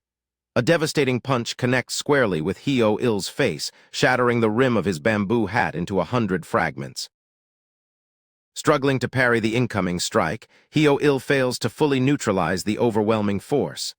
Cug, he groans, his body reeling backward from the sheer power of the blow. It's no use, Heo-il silently ponders, gritting his teeth in agony as he struggles to withstand the overwhelming pressure. My internal energy is outmatched. With a deafening crash, Heo-il is sent flying backward, violently smashing into the wooden carriage wall. As Heo-il collapses helplessly to the ground, the children cry out from within the dark carriage, "Uncle, are you all right?" While others scream, "You cannot die." This is quite embarrassing, Heo-il mutters, slumping against the shattered wood and spitting out blood. Bearded Warrior sneers in response, "Is that all you've got?" Slowly cracking his neck, Bearded Warrior looks down at Heo-il with absolute disdain and malice. You Changchun society bastards always get in the way like this. I won't let you die an easy death. I guess there's nowhere left to retreat. Heo-il silently ponders, summoning his remaining strength to grip the hilt of his sword tightly. A sudden shadow glides silently through the air, landing gracefully on the dusty path before them. Sensing an unexpected presence behind him, Bearded Warrior turns his head with a sharp, questioning frown. Stepping calmly past a fallen guard, Namgung Clan walks forward with slow, deliberate footsteps. "What the?" Bearded Warrior mutters, staring at the newcomer with a furrowed brow as his confidence momentarily wavers. The quiet forest road becomes completely silent as Namgung Clan stands calmly between Heo-il and their enemy. "Senior Heo," he says softly. Coldly observing his opponent from beneath the brim of his bamboo hat, Namgung Clan asks, "May I have the honor of stepping in?" As he adjusts his grip on his drawn sword. "I leave it to you," Heo-il says, smiling weakly. He really isn't just some rookie, he silently ponders, deeply relieved by his young companion's presence. Standing tall, Bearded Warrior sneers arrogantly at Namgung Clan, who dares to stand in his way. "Did you come here thinking you're some kind of reinforcement? He's just a boy who hasn't even reached adulthood yet." Bearded Warrior silently ponders, glaring intensely as he analyzes Namgung Clan. A cold sweat breaks out on Bearded Warrior's neck as he senses a strangely sharp pressure. So how is the sharp aura flowing from his entire body this intense? He silently wonders. Blazing blue martial energy erupts violently around Namgung Clan, whipping his long, dark hair into the wind. Am I mistaken about something? Bearded Warrior silently ponders, blinking in disbelief before muttering aloud. "Ha ha ha, I knew it," Bearded Warrior cackles, throwing his head back in mocking laughter. "Were you two planning to attack me together? But only a one-cloud brat showed up, so it was all for nothing." Moving with sudden, explosive speed, bearded warrior lunges forward to crush Namgung Clan instantly. It seems you know how to pull a bluff quite well, but you are still nothing more than a brat. The bearded warrior shouts, driving his heavy boot downward with terrifying speed and force, swiftly evading the devastating strike as the earth shatters and explodes beneath his feet. Namgung Clan silently ponders. If I judge solely by our realms, I am at a disadvantage. Namgung Clan calmly raises his steel blade to stabilize his breathing and focus his mind. If the stages from third-rate to first-rate involve training in forms and techniques and managing internal energy, he silently ponders. The peak realm is when internal energy transcends the body and manifests externally, Namgung Clan muses. He channels his Kai into his blade and taps the pommel lightly against the warrior's leg. Namgung Clan remains completely unfazed by the immense pressure radiating from his formidable opponent. Making it possible to increase both its strength and power, he silently ponders. A mere one cloud, bearded warrior sneers, lunging forward once again with a face twisted in pure arrogance. What can you possibly do in this situation? Bearded warrior asks, spinning midair to unleash another heavy kick, fully intending to shatter his opponent's guard. As his feet touch the ground, the warrior feels a sharp, numbing sensation surging through his soles, as if a bolt of lightning had just struck him. Bearded warrior gasps in sudden shock as he feels the immense pressure shifting.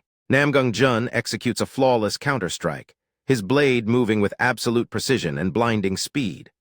Sword Kai and palm force are ultimately nothing more than fragments of martial arts, he silently ponders. You're being so persistent. Bearded warrior shouts, desperately blocking the incoming strikes as his confidence rapidly crumbles.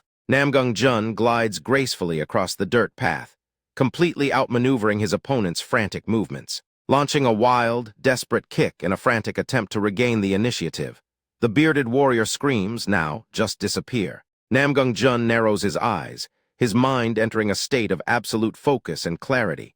With a sword in my hand, I can do anything, he silently ponders. 13 thunder lightning swords, Namgung Clan whispers, unleashing a devastating flurry of lightning-infused slashes that completely envelop the surrounding area. Bearded warrior stands motionless in the quiet forest as thick white smoke gently rises around him. How does a mere one cloud? Bearded warrior mutters, suddenly coughing up deep crimson blood in utter disbelief. To possess such incredible S-letter-1 EDDQ, the bearded warrior gasps. Soft sunlight filters through the trees as Namgung Clan sheathes his sword, watching silently as his defeated opponent collapses to the ground. You've worked hard, Heo-il says warmly as sunlight filters through the quiet forest path, illuminating their slow walk back. Namgung Clan watches Heo-il's limping steps with deep concern, a heavy sense of guilt weighing on his chest. Not at all. More importantly, Senior, your injuries. It feels as though you were hurt because of my own shortcomings, Senior Heo, Namgung Clan sighs, adjusting his bamboo hat. I'll need to train even harder. Hearing this, Heo-il bursts into hearty laughter, waving his hand dismissively. This is nothing, so don't worry too much. I learned a lot from this mission with you, Senior, Namgung Clan says as they walk past the rescued families. We saved the children and obtained the ledger. Holding the ledger containing critical evidence that was now safely in their possession, Namgung Clan asked, wouldn't you say my first mission was a complete success? Heo-il chuckles softly, a knowing smile appearing beneath the brim of his hat. Successful, he repeats, his eyes twinkling. That hardly does it justice, Heo-il silently ponders, recalling the fierce battle. He took down the Bigong sect single-handedly, survived a Myeongjayo officer, and rescued the children. Standing as a shield for the weak, Namgung Clan had shown both absolute ruthlessness and profound compassion. On top of that, his unwavering sense of chivalry toward the common people.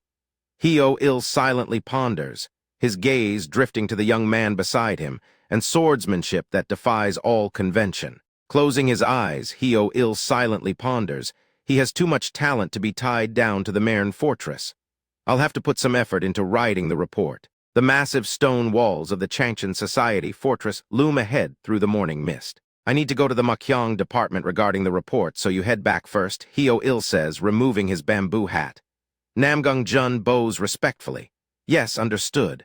With a warm smile, Heo-il waves, see you later. The grand courtyard of the Mern fortress stands, imposing under the vast, clear sky. Namgung Jun, a powerful voice suddenly calls out, breaking the quiet of the courtyard. Sensing a massive pressure, Namgung Jun instinctively grips the hilt of his sword. What an overwhelming aura, he silently ponders. There is no need to be tense, Kang Gok says, looking down with a confident smirk. I am Kang Gok, the Jampa Hall master. Jampa Hall, Namgung Jun silently ponders before bowing respectfully. I greet the Jampa Hall master. Renowned for its overwhelming destructive power capable of crushing any enemy formation, the narration explained. In large-scale battles, it continued, Jampa Hall always stands as the vanguard force. Their leader, Kang Gok, the narration noted, is hailed as a supreme master possessing terrifying strength. The text concluded. He spoke up, I heard about your first mission. You encountered the Sun-Moon demon cult? A blazing golden aura erupted around Kang Gok as he stood confidently in the middle of the courtyard.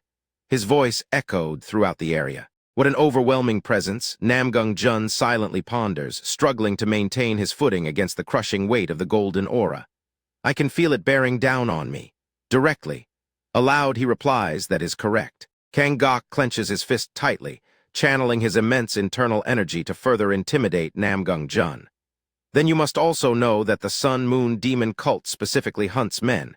He warns, born with the 9 Yin blocked meridians, right? Gritting his teeth against the heavy pressure, Namgung Jun stared directly at Kang Gok. He thought to himself, he is intentionally using his aura to suppress me. Aloud he replied, I am aware.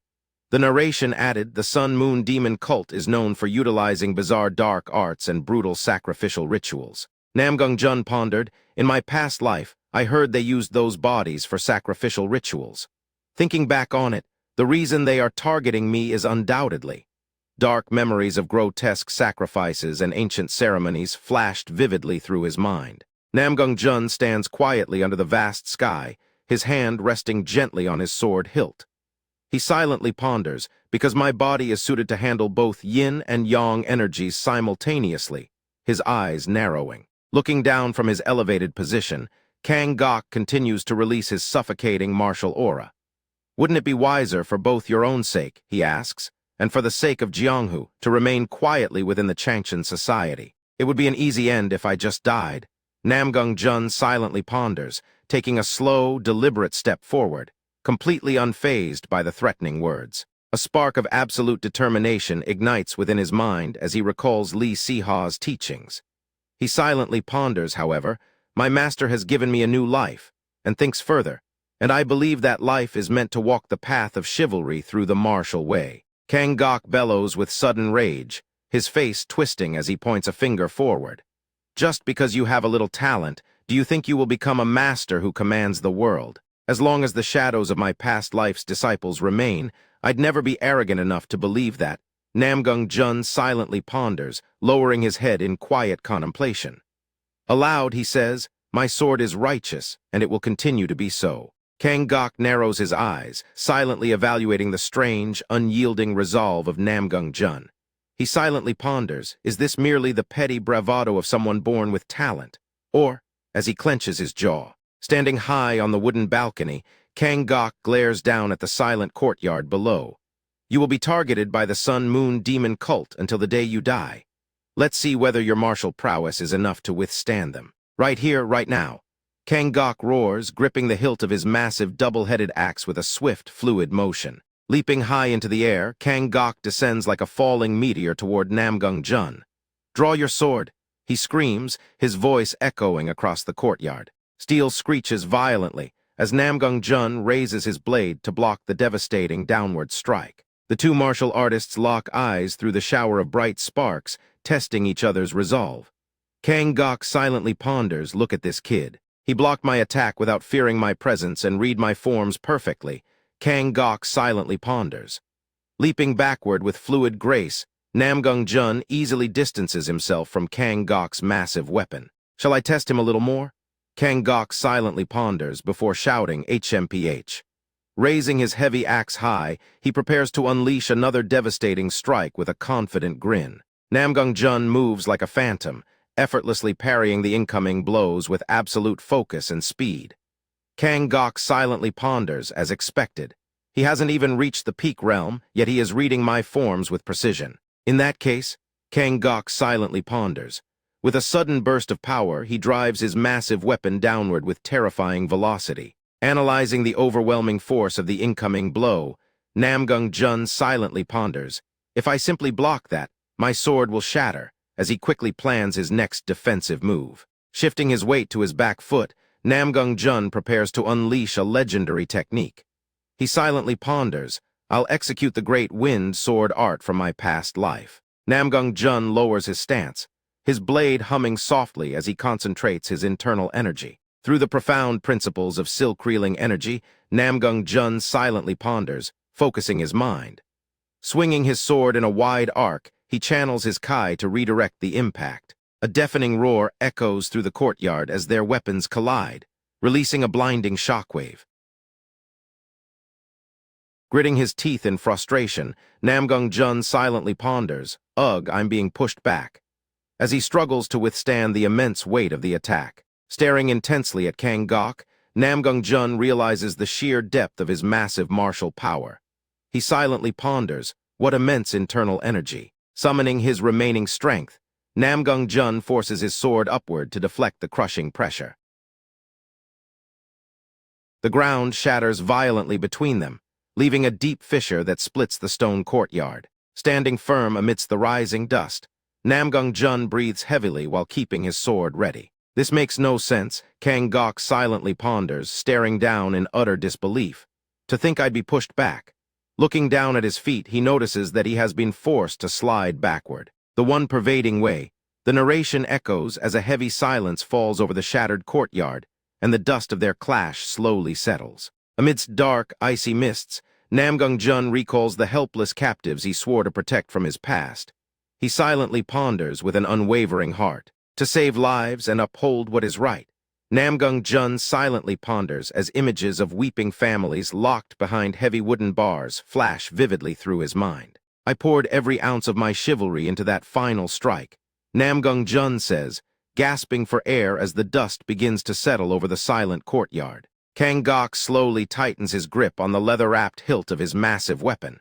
Most people begin with convictions like yours, only to abandon them in the end. Namgung Clan muses to himself, even so, I will continue to walk the path of the Changchen society. What is there to be worried about? A subtle, genuine smile slowly spreads across Kang Gok's face as he listens to his words. Kang Gok looks at Namgung Clan with deep respect, his previous hostility completely vanishing into the wind. At such a young age, you have already found your own martial path, he says. Your talent and your martial path, I acknowledge them both. Under the warm golden sky, Namgung Clan stands tall before the grand gates of the palace. Kang Gok says, I will respect your decision and that of the Heaven's Sword Hall Master. That's it for today's video. Thanks for hanging out till the end.